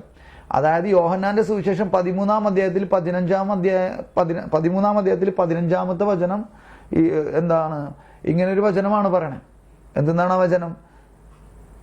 ഞാൻ നിങ്ങൾക്ക് ചെയ്തതുപോലെ നിങ്ങളും ചെയ്യേണ്ടതിന്. എന്താണ് ഈശോ പറയാനാണ്? ഞാൻ നിങ്ങൾക്ക്, അതായത് അതിനു മുമ്പ് ആ 13-ാം അധ്യായം എന്തൊക്കെയാണെന്ന് നമുക്ക് അറിയാലോ അല്ലേ? കാൽപാദം കഴുകലും, തന്നെ അല്ലേ ദാസ്യനായിട്ട് ശിഷ്യന്മാരുടെ അപ്പസ്തോലന്മാരുടെ മുമ്പിൽ അവൻ അരയിൽ അവനാ ഇതൊക്കെ എടുത്ത് കെട്ടണതാണ്. ദാസന്മാരാണ് ചെയ്യുക യജമാനന്മാരുടെ മുമ്പിൽ. മനസ്സിലായ? അപ്പൊ അവൻ ദാസനായി. മനസ്സിലായ? അപ്പൊ അത് കഴിഞ്ഞിട്ട് ആ 13-ാം അധ്യായത്തിൽ 15-ാമത്തെ വചനത്തിലേക്ക് അവൻ പറയാണ്. എന്തെന്നാ പറയണേ? ഞാൻ നിങ്ങൾക്ക് ചെയ്തതുപോലെ നിങ്ങളും ചെയ്യേണ്ടതിന് ഞാൻ നിങ്ങൾക്കൊരു മാതൃക നൽകിയിരിക്കുന്നു. ഞാൻ നിങ്ങൾക്ക് ചെയ്തതുപോലെ നിങ്ങളും ചെയ്യേണ്ടതിന് ഞാൻ നിങ്ങൾക്കൊരു മാതൃക നൽകിയിരിക്കുന്നു. ഈശോ വന്നിട്ട് അങ്ങാട് തിയറി പഠിപ്പിക്കുകയല്ല ചെയ്തേ. ഇങ്ങനെയൊക്കെ ചെയ്യണോട്ടാ, ഇങ്ങനെയൊക്കെ ചെയ്യണോട്ടാ, ഇതെങ്ങനെയുണ്ട എന്ന് പറയുകയല്ല ചെയ്ത. മനസ്സിലായ? പറയണോടൊപ്പം തന്നെ അത് കാണിച്ചു തന്നു. ഇങ്ങനെയാണ് ചെയ്യേണ്ടത്, ഇത് നിങ്ങൾ കണ്ടോ എന്ന് പറഞ്ഞിട്ട് കാണിച്ചു തന്നു. ശത്രുവിനോട് എങ്ങനെ ക്ഷമിക്കണം, എങ്ങനെ അവരെ സ്നേഹിക്കണം എന്നുള്ളത് അല്ലേ? ഇപ്പൊ മനസ്സിൽ ഓർമ്മ ലുങ്കീനോസ് എന്ന് പറഞ്ഞ ആ പടയാളി ഈശോന്റെ വിലാവിൽ കുത്തി മുറിവേൽപ്പിച്ചപ്പോ അതിന്റെ ചരിത്രം പറയണ എന്താണ് അതിന്റെ ചരിത്രം പറയണേ? അവനൊരു കണ്ണിന് അവന് കാഴ്ചയില്ലായിരുന്നു എന്ന്, അല്ലേ? മനസ്സിലാവുണ്ടോ? അവൻ്റെ ഒരു കണ്ണിന് കാഴ്ച ഉണ്ടായിരുന്നില്ല. അപ്പോൾ ഈ രക്തം അവൻ്റെ കണ്ണിലേക്ക് വീണതിലൂടെ എന്ത് പറ്റി? അവന് കാഴ്ച ലഭിച്ചു എന്നുള്ളത്. വിദ്വേഷവോ അല്ലെങ്കിൽ എന്തെങ്കിലും സ്വാർത്ഥതയോ അസൂയ ഉണ്ടെങ്കിൽ ആ കണ്ണിന് കാഴ്ച ലഭിക്കുമായിരുന്നു. യേശുവിനെ എന്തെങ്കിലും വിദ്വേഷമോ സ്വാർത്ഥതയോ അസൂയയോ ഉണ്ടായിരുന്നെങ്കിൽ ഈ ബ്ലഡ് തെറിച്ച് വീഴുന്നതിലൂടെ ഈ കണ്ണിന് കാഴ്ച ലഭിക്കുമായിരുന്നു. അപ്പം അതത്രയും ലവലേശമില്ല എന്ന് കാണിക്കുന്ന ഒരു രീതിയും കൂടിയാണ്. മനസ്സിലാവുന്നുണ്ടോ? യേശു തൻ്റെ ശത്രുക്കളോട് ക്ഷമിക്കുന്നു. അവരോട് ക്ഷമിക്കാനായി സാധ്യമായതെല്ലാം അവൻ ചെയ്യുന്നു. കണ്ടോ? അവരോട് ക്ഷമിക്കാനായി സാധ്യമായതെല്ലാം അവൻ ചെയ്യുന്നു. പ്രതികാരം ചെയ്യുന്നത് ക്രിസ്ത്യാനിക്ക് ചേർന്നതല്ല. കണ്ടോ? ശ്രദ്ധിച്ചോ?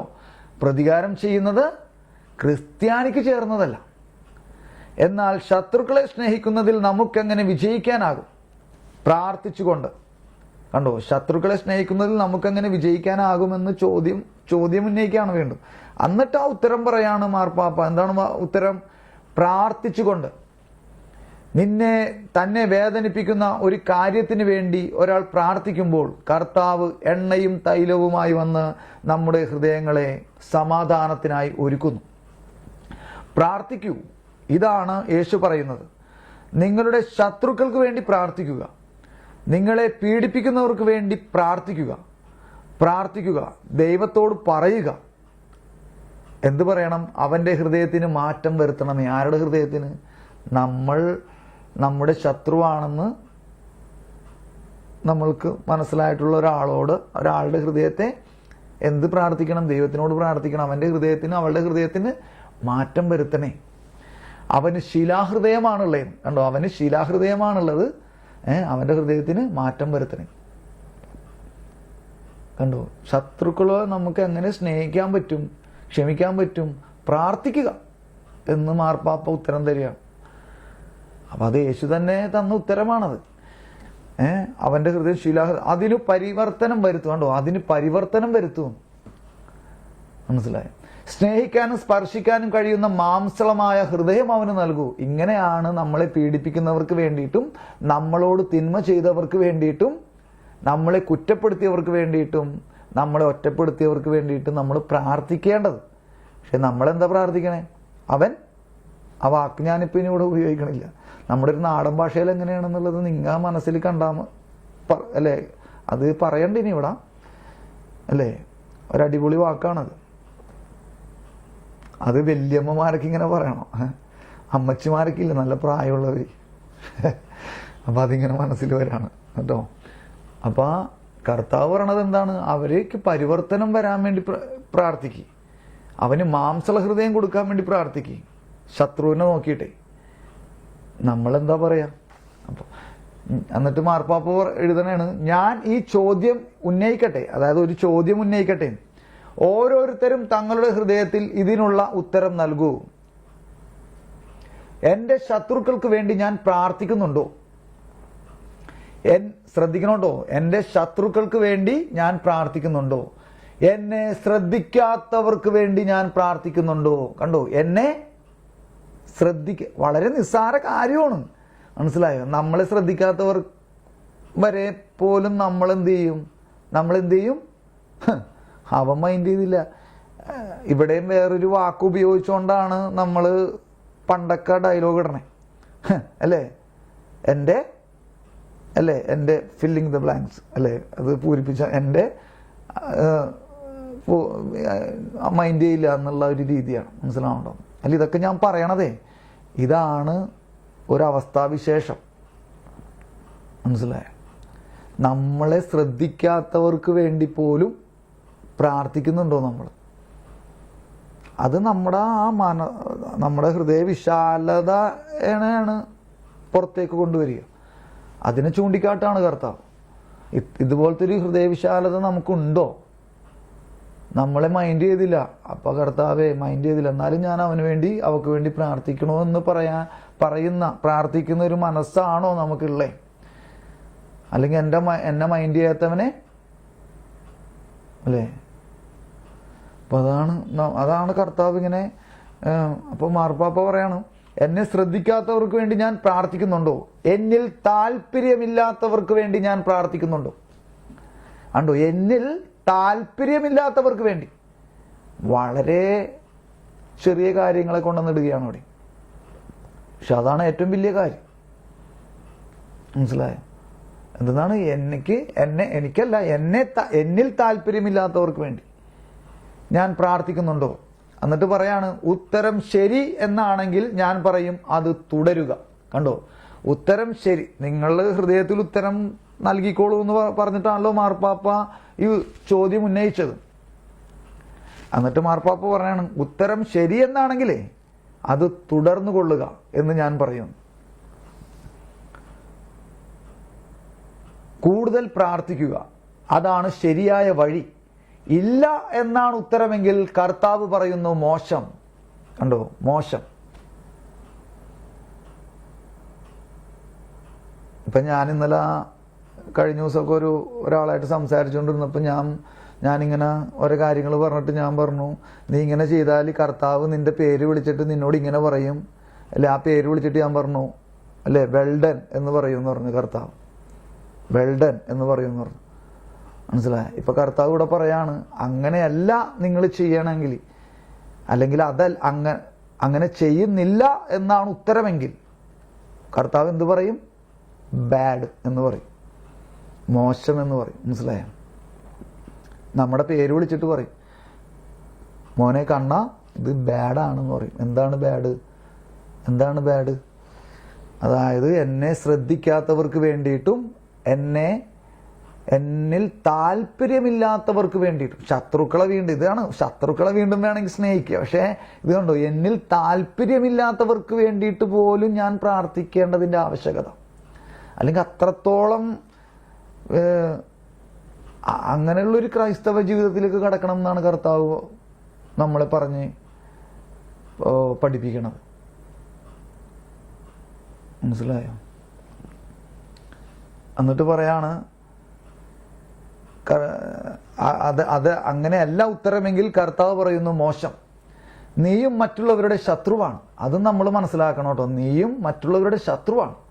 അവരുടെ ഹൃദയത്തിന് മാറ്റം വരാനായി കർത്താവിനോട് പ്രാർത്ഥിക്കുക. കണ്ടോ, നമ്മുടെ ശത്രുക്കളുടെ ഹൃദയത്തിന് മാറ്റം വരുത്താനായി കർത്താവിനോട് പ്രാർത്ഥിക്കുക. അല്ലാണ്ട് നമ്മൾ അവരെ മാറ്റാൻ പോകരുത്. മനസ്സിലായോ? നമ്മൾ അവരെ മാറ്റാൻ പോണ ഒരു പ്രതീതിയാണ് ഞാനടക്കമുള്ള എല്ലാവരിലും കണ്ടുവരണേ.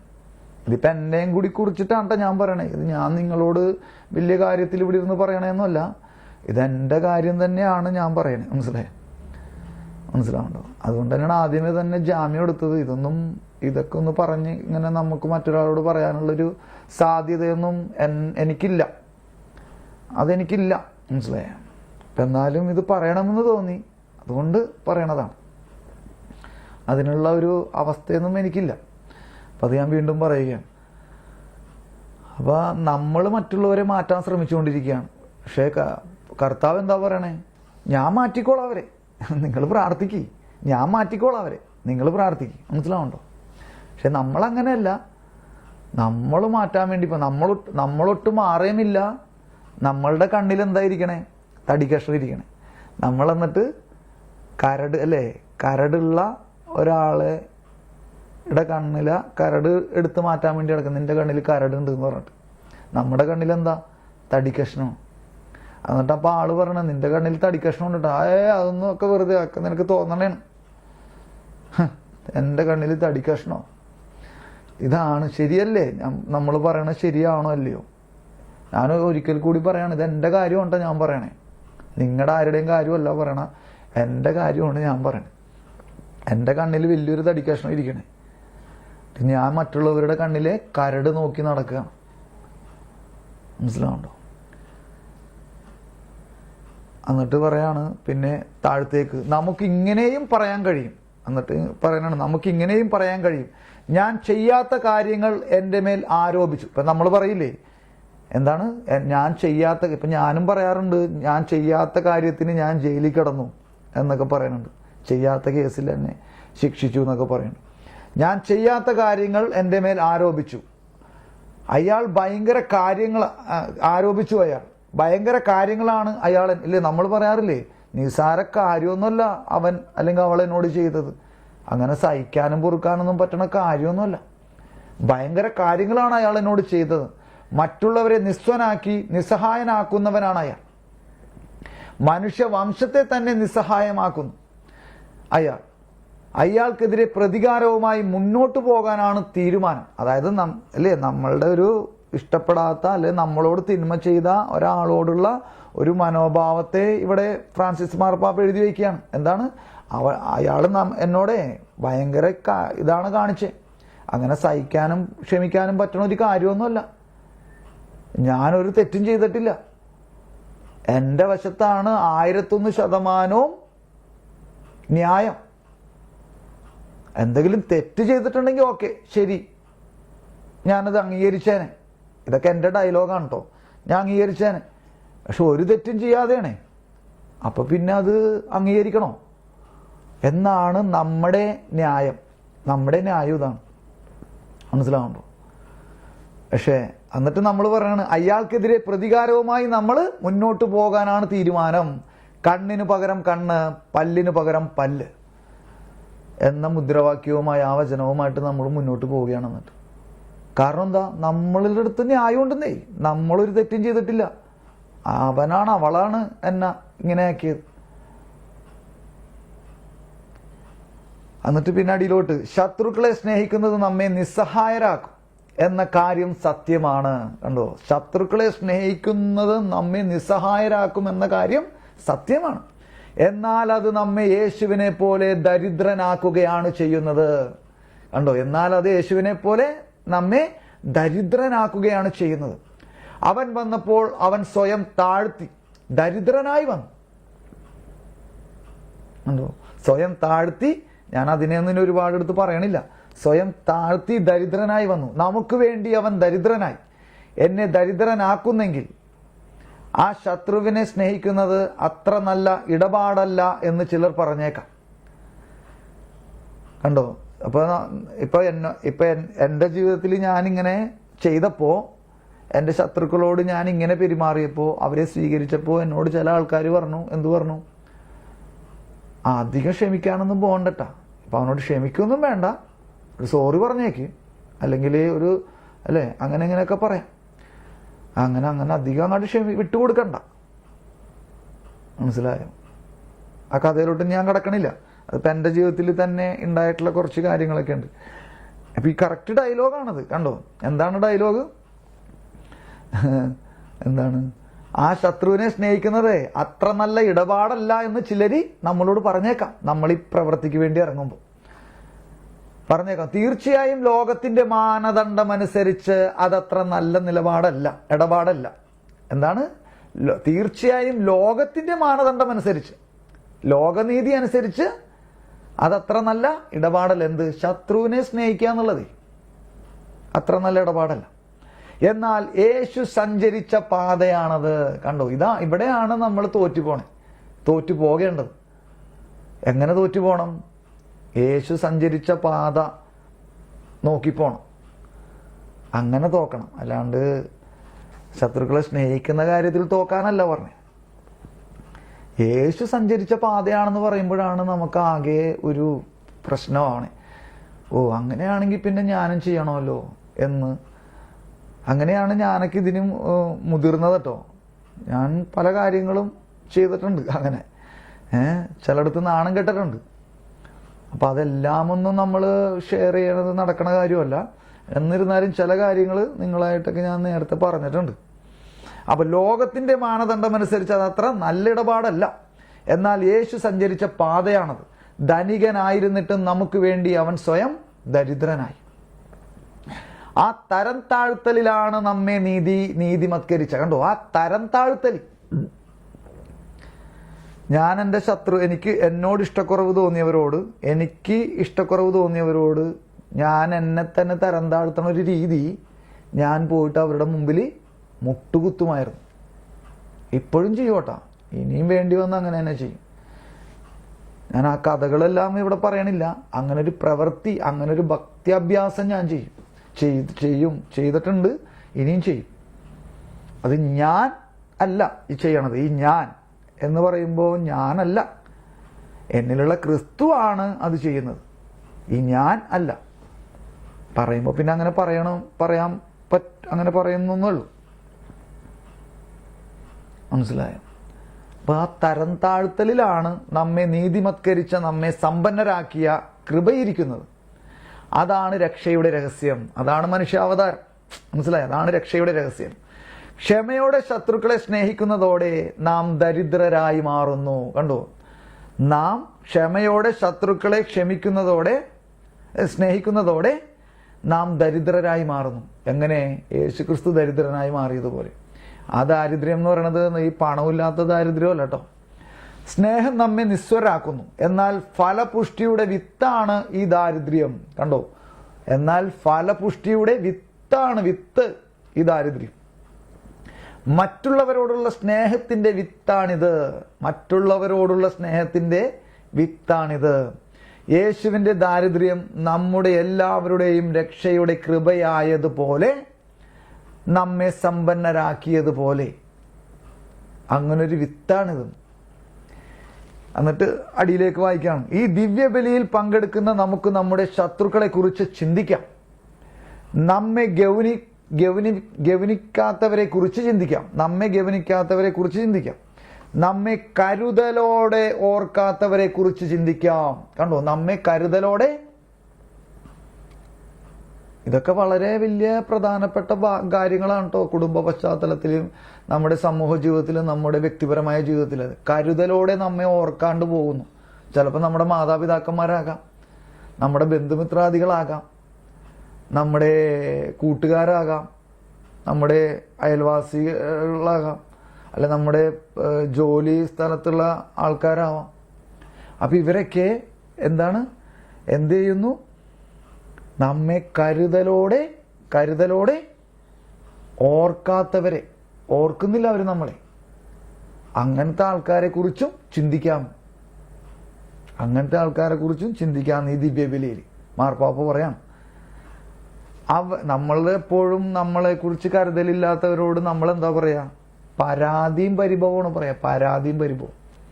പറ്റുമെങ്കിൽ അവരെ വിധിക്കുകയും ചെയ്യും. ഇതാണ് എന്റെയൊക്കെ അവസ്ഥ. മനസ്സിലായ? പക്ഷെ കർത്താവ് അല്ലെങ്കിൽ ഇവിടെ മാർപ്പാപ്പയിലൂടെയൊക്കെ പറഞ്ഞു വെക്കണം എന്താ? നമ്മെ കരുതലോടെ ഓർക്കാത്തവരെയും നമുക്ക് ഈ ബലിയിൽ ചിന്തിക്കാം. മനസ്സിലായ? അവരെ ഈ ദിവ്യബലിയിൽ കാഴ്ചവെക്കുന്നത് വലിയ കാര്യമായിരിക്കും. യേശുവേ, നിന്റെ ബലി, അവർക്ക് വേണ്ടിയുള്ള നിന്റെ ബലി, ഞങ്ങളെ സ്നേഹിക്കാത്തവർക്ക് വേണ്ടിയുള്ള നിന്റെ ബലി, ഇങ്ങനെയൊക്കെ പറഞ്ഞ് നമ്മൾ പ്രാർത്ഥിച്ചിട്ടുണ്ടോ? നമ്മുടെ വിശുദ്ധ കുർബാനയിൽ പങ്കെടുത്തപ്പോഴേ എന്നെ കരുതലോടെ ഓർക്കാത്തവർക്ക് വേണ്ടിയുള്ള ഈ ബലി, എന്നെ സ്നേഹിക്കാത്തവർക്ക് വേണ്ടിയുള്ള ഈ ബലി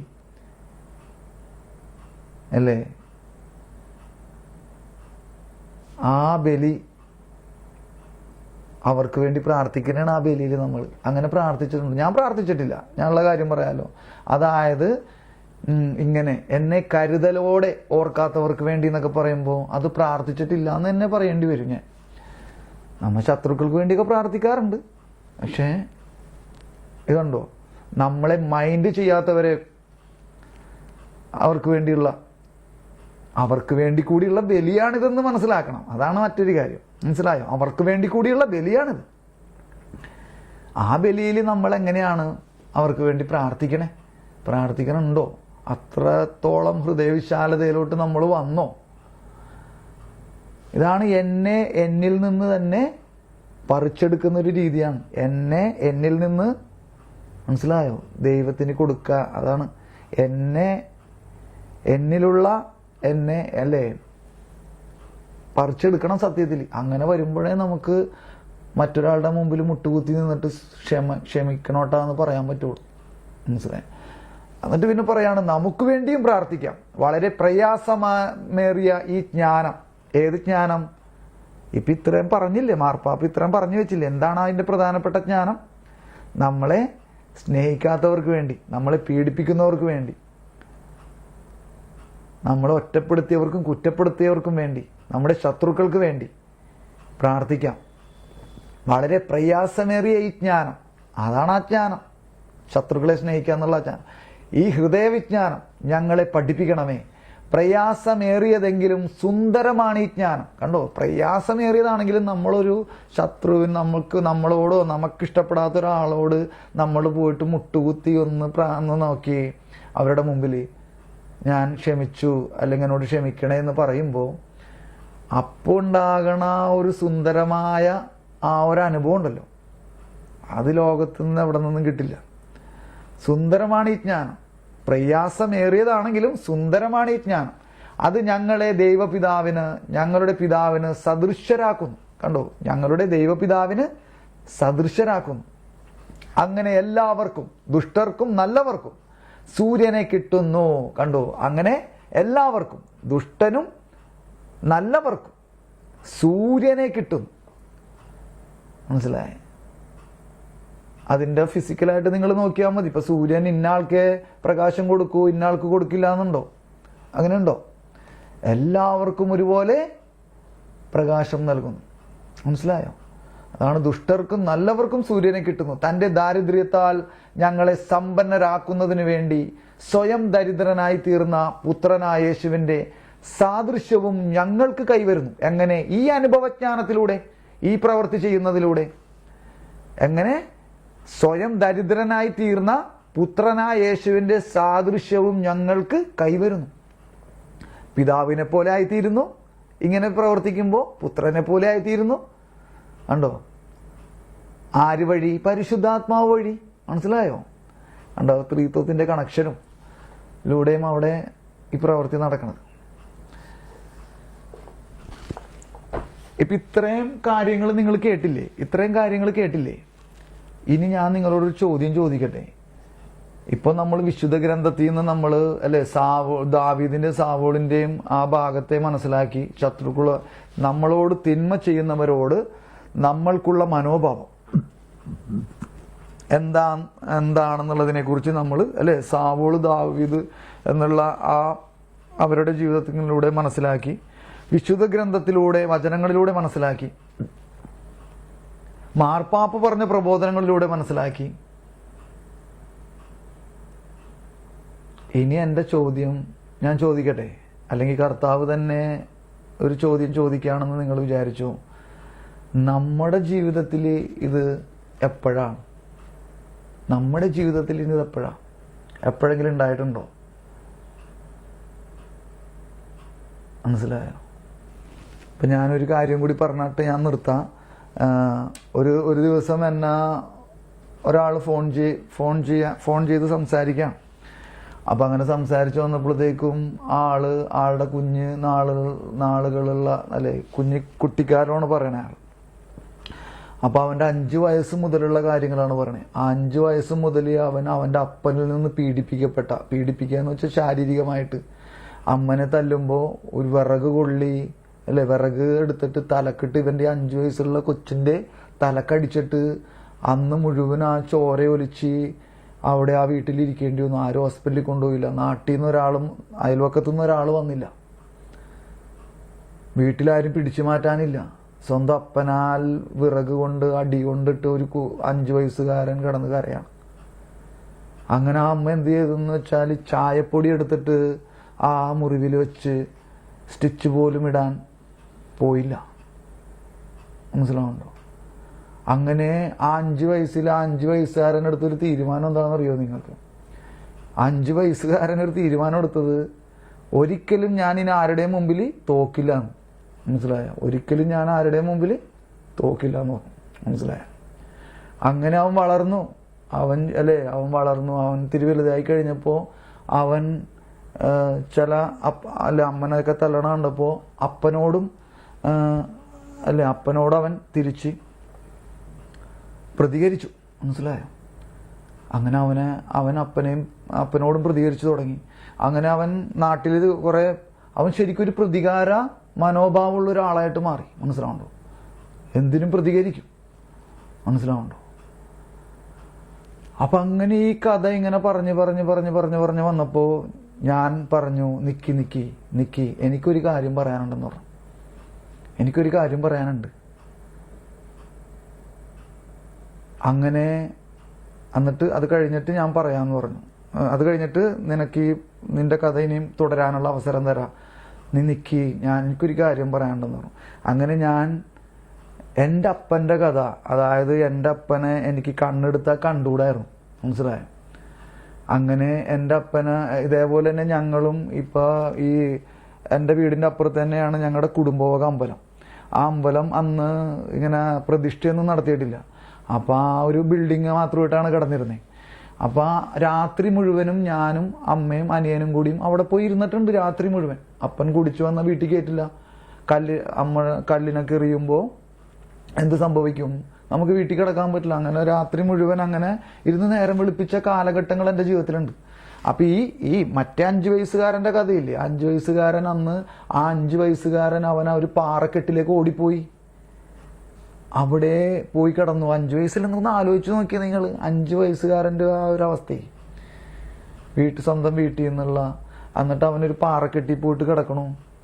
അപ്പൊ അവന്റെ അപ്പനോട് അവനുള്ള പ്രതികാര മനോഭാവം എത്രത്തോളം ഉണ്ടാവും. അപ്പൊ ഞാൻ എൻ്റെ ഈ കഥ ഇങ്ങനെ പറഞ്ഞു വന്നിട്ട് ഞാൻ പറഞ്ഞു, ഇതെല്ലാം എൻ്റെ ജീവിതത്തിൽ മറ്റൊരു രീതിയിൽ സംഭവിച്ചിട്ടുണ്ട് നീ പറഞ്ഞതുപോലെ. പക്ഷെ ഞാനൊരു കാര്യം അവനോട് പറഞ്ഞു, പക്ഷെ ഞാൻ ഒരു സ്ഥലത്ത് മാത്രം തോറ്റുപോയി എന്ന് പറഞ്ഞു. ഒരു സ്ഥലത്ത് മാത്രം ഞാൻ തോറ്റുപോയി. കാരണം ഞാൻ എൻ്റെ അപ്പനോട് അപ്പ എന്നോട് ക്ഷമിക്കണേ എന്ന് പറയാൻ ഒരു സമയം തരാതെ എൻ്റെ അപ്പൻ എന്നെ കടന്നുപോയി. എന്നോട് എൻ്റെ മാപ്പ് ചോദിക്കൽ കേൾക്കാതെ എൻ്റെ അപ്പൻ എന്നെ വിട്ട്, അല്ലെങ്കിൽ ഈ ഭൂമി വിട്ട് പോയി. മനസ്സിലായോ? അതിപ്പോഴും എനിക്കൊരു ഇതാണ്. അപ്പം അവിടെ ഞാൻ തോറ്റുപോയി സത്യത്തിൽ, എൻ്റെ അപ്പൻ്റെ കാര്യത്തിൽ. അപ്പം ഞാൻ പറഞ്ഞു, ഞാൻ അവിടെ തോറ്റുപോയി, പക്ഷേ നീ ഭാഗ്യവാനാണ്, നിനക്കിപ്പോൾ വിജയിക്കാം എന്ന് പറഞ്ഞു. നിനക്കിപ്പോൾ അവിടെ വിജയിക്കാം, നിനക്ക് അവിടെ ജയിക്കാൻ പറ്റുമെന്ന് പറഞ്ഞു. നിങ്ങൾ ശ്രദ്ധിക്കണേ, അതിൻ്റെ ക്ലൈമാക്സ് ഇങ്ങനെ പറഞ്ഞു വെച്ചു. അതിൻ്റെ പിറ്റേ ദിവസമോ അല്ലെങ്കിൽ 2 ദിവസത്തിനുള്ളിൽ ആ ആള് 90-100 കിലോമീറ്റർ ബൈക്ക് ഓടിച്ച് രാത്രി, അവൻ മറ്റൊരു സ്ഥലത്താണ് ജോലി എടുക്കണേ, അങ്ങനെ അവൻ്റെ നാട്ടിലേക്ക് ബൈക്ക് ഓടിച്ച് പോയി. 100ഓളം കിലോമീറ്റർ രാത്രി ബൈക്ക് ഓടിച്ച് പോയിട്ട് വീട്ടിൽ ചെന്ന് അപ്പൻ്റെ മുറിയിൽ ചെന്ന് അപ്പൻ്റെ കാല് പിടിച്ച് കരഞ്ഞു, എന്നോട് ക്ഷമിക്കണമെന്ന് ആ മകൻ, ഈ 5 വയസ്സുകാരനായ മകൻ അങ്ങനെ അവിടെ അങ്ങനെ പറയുണ്ടായി. അപ്പൊ എൻ്റെ ഈ കഥ ഞാൻ അവനോട് പറഞ്ഞപ്പോഴാണ് ഞാൻ പറഞ്ഞു, നഷ്ടപ്പെടുന്നതിന് മുമ്പ് ജയിക്കണം ആ കാര്യത്തെ. അപ്പൻ നഷ്ടപ്പെട്ട് കഴിഞ്ഞിട്ട് പിന്നെ നാളെ നമ്മൾ നോക്കിയിട്ട് പറഞ്ഞിട്ട് കാര്യമില്ല. എൻ്റെ അപ്പനെ എനിക്ക് ഇഷ്ടമായിരുന്നു, എനിക്കത് സാധിച്ചില്ല. അപ്പം അത് മറ്റൊരാൾക്ക് സാധിക്കാതെ പോകരുത്. അത് ഞാൻ പറഞ്ഞു കൊടുക്കാതെയും ഇരിക്കരുത്. പറഞ്ഞു കൊടുത്തിട്ട് ആള് സ്വീകരിക്കാതിരിക്കോ എന്നുള്ളത് ആളുടെ ഇഷ്ടം മാത്രം. പക്ഷെ ഞാനിത് കൂടുതൽ അത് പലരോടും പറയാൻ ശ്രമിക്കുന്ന ഒരു കാര്യമാണ്. അപ്പനെയും അമ്മനെയും സഹോദരങ്ങളെയും ഒരിക്കലും ഉള്ളപ്പോ നമ്മൾ അവരെ അവഗണിക്കരുത് എന്നുള്ളത്. വഴക്കൊക്കെ ഉണ്ടാവും, അഭിപ്രായ വ്യത്യാസങ്ങളുണ്ടാവും, പക്ഷേ തീരാവേദന പോലെ ഒരിക്കലും അവരെ നമ്മൾ കൊണ്ട് നിർത്തരുത്. നമുക്ക് ക്ഷമിക്കാത്ത ഒരു കാര്യവും നമ്മുടെ ജീവിതത്തിലില്ല, നമുക്ക് സ്വീകരിക്കാൻ പറ്റാത്ത ഒരു കാര്യവും നമ്മുടെ ജീവിതത്തിൽ ഇല്ല എന്ന് കണ്ടെത്തിയ ആളാണ് ഞാൻ. അങ്ങനെ ചിന്തിച്ചില്ലായിരുന്നെങ്കിൽ ഞാൻ ഇവിടെ ഇന്നിരിക്കില്ലായിരുന്നു. ഇങ്ങനെ മനസ്സിലാവും. ഇനി ഒരു കാര്യവും കൂടി പറഞ്ഞിട്ട് ഞാൻ അവസാനിപ്പിക്കുക. ഇത് എനിക്ക് ഭയങ്കര അഭിഷേകം തോന്നാണ്. എറണാകുളം സിറ്റി, ഇത് നിങ്ങൾ ശ്രദ്ധിക്കണേ. ഇപ്പോൾ തിന്മ നമ്മളോട് ചെയ്യുന്നവരോട് എങ്ങനെ നമുക്ക് എങ്ങനെയാണ് നമ്മുടെ മനോഭാവം എന്നുള്ളതാണല്ലോ നമ്മുടെ വിഷയം. എറണാകുളം നഗരമധ്യത്തിൽ ഭാര്യയും ഭർത്താവും കുഞ്ഞും. ആ കുഞ്ഞിന് ഒരു 8-10 വയസ്സ് നിങ്ങൾ കൂട്ടിക്കോ. അപ്പോൾ ഒരു ദിവസം രാത്രി ഒരു 10:30 മണിയൊക്കെ ആയിട്ടുണ്ടാവും. അപ്പോൾ അവിടെ ഈ ഭാര്യയെയും ഈ കുഞ്ഞിനെയും നിർത്തിയിട്ട് ഈ കെട്ടിയാൻ ഈ ഭർത്താവ് എന്ത് ചെയ്തു, മറ്റൊരു കാര്യത്തിനായിട്ടൊന്ന് ജസ്റ്റ് അപ്പുറത്തേക്ക് വരെ ഒന്ന് വണ്ടി ഓടിച്ചുകൊണ്ട് ഒന്നൊരു കാര്യം മേടിക്കാൻ വേണ്ടിയിട്ട് ഒന്ന് അപ്പുറത്തേക്ക് നീങ്ങി, ഒരു 2 മിനിറ്റത്തേക്ക് അപ്പുറത്തേക്ക് നീങ്ങി. അപ്പോൾ തിരിച്ചു വന്നപ്പോൾ ഈ ഭാര്യ ആകെ കൂടുതൽ വിഷമിച്ചിരിക്കുന്ന ഒരു അവസ്ഥ ഈ ഭർത്താവ് കാണാനിടയായി.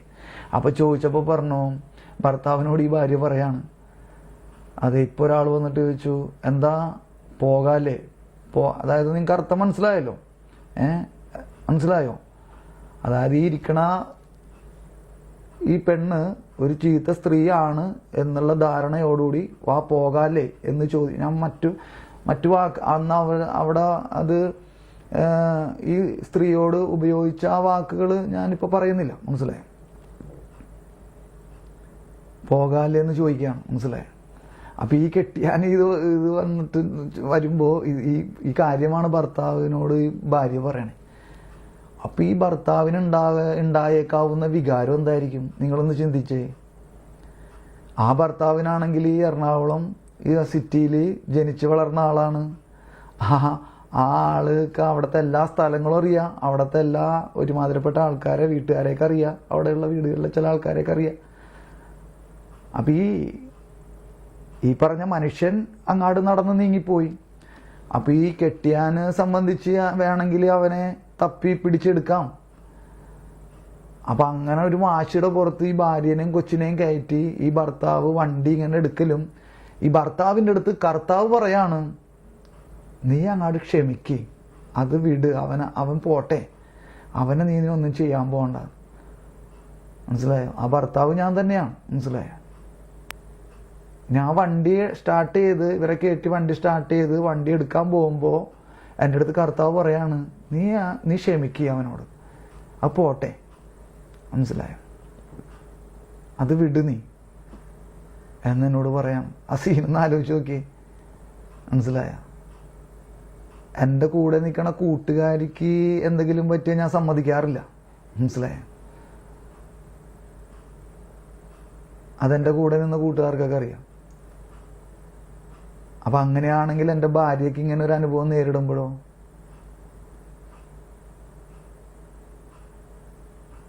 പക്ഷെ ഞാൻ വളരെ സന്തോഷത്തോടുകൂടി ആ വണ്ടി വളച്ചു സന്തോഷത്തോടുകൂടി വീട്ടിലേക്ക് വന്നു.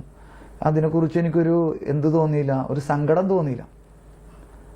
തോന്നിയില്ല? സങ്കടമായിട്ടൊന്നും തോന്നിയില്ല. പിന്നെ കർത്താവ് അത് അപ്പം ഞാൻ കർത്താവ് അവന് നല്ലൊരു കൊടുക്ക്, നല്ലൊരു അവന് ഒരു പുതിയ നല്ലൊരു അവസ്ഥ കൊടുക്ക്, നല്ലൊരു മനസ്സ് കൊടുക്കല്ലേ, നല്ലത് അവനെ അനുഗ്രഹിക്കുന്നൊക്കെ പറഞ്ഞു. അപ്പോൾ ഭാര്യയുടെ ഒരു വിഷയം അറിയോ? അതായത് സാധാരണ രീതിയിൽ ഒരു ഭാര്യമാരും ഭർത്താക്കന്മാർ ഇങ്ങനെ വഴക്കിടാനൊന്നും പോകാൻ ആഗ്രഹിക്കുന്നൊരു ആൾക്കാരായിരിക്കണം എന്നില്ല, മനസ്സിലായോ? ഒരു ഭർത്താക്കന്മാരും വഴക്കിടാൻ ഇങ്ങനെ തല്ലുപിടിക്കുക അങ്ങനെ പോകാൻ ആഗ്രഹിക്കില്ല. പക്ഷെ ഇവിടെ ഏതൊരു ഭാര്യമാരും ആഗ്രഹിക്കുന്ന ഒരു കാര്യമുണ്ട്, അവനിട്ട് 2 എണ്ണം എൻ്റെ ഭർത്താവ് കൊടുത്തിരുന്നെങ്കിലോ എന്ന്. നിങ്ങൾക്ക് ഇല്ലേ, മനസ്സിലാവുണ്ടോ?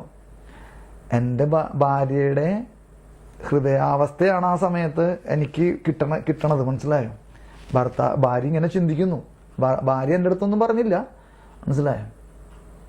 എൻ്റെ അടുത്ത് അവനെ നോക്കിപ്പോണമെന്നും പറഞ്ഞില്ല, പോകണ്ടെന്നും പറഞ്ഞില്ല, മനസ്സിലായോ? അതിപ്പോൾ എൻ്റെ തീരുമാനമാണ്. ഞാൻ നോക്കിപ്പോയാൽ ഇപ്പം അവള് പിന്നെ പോകണ്ടെന്ന് പറഞ്ഞാൽ ഞാൻ കേൾക്കൂല, മനസ്സിലായോ? പക്ഷെ ഇപ്പം ആ ഭാര്യയുടെ മനസ്സാണ് ഞാനിപ്പോൾ പറഞ്ഞത്, മനസ്സിലായോ?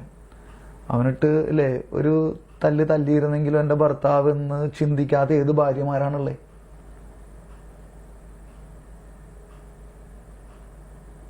ഞാൻ ഇതൊക്കെ എൻ്റെ ജീവിതത്തിൻ്റെ ഒരു പൊട്ടും ഇത് പറഞ്ഞാണ്ടോ, ഇതൊക്കെ മറ്റുള്ളവർക്ക് ഇത് അങ്ങനെ ആകുമെന്നൊന്നും എനിക്കറിയില്ല. ഞാനത് മറ്റുള്ളവരോട് ഇത് നോക്കിയിട്ട് പറയണതുമല്ല.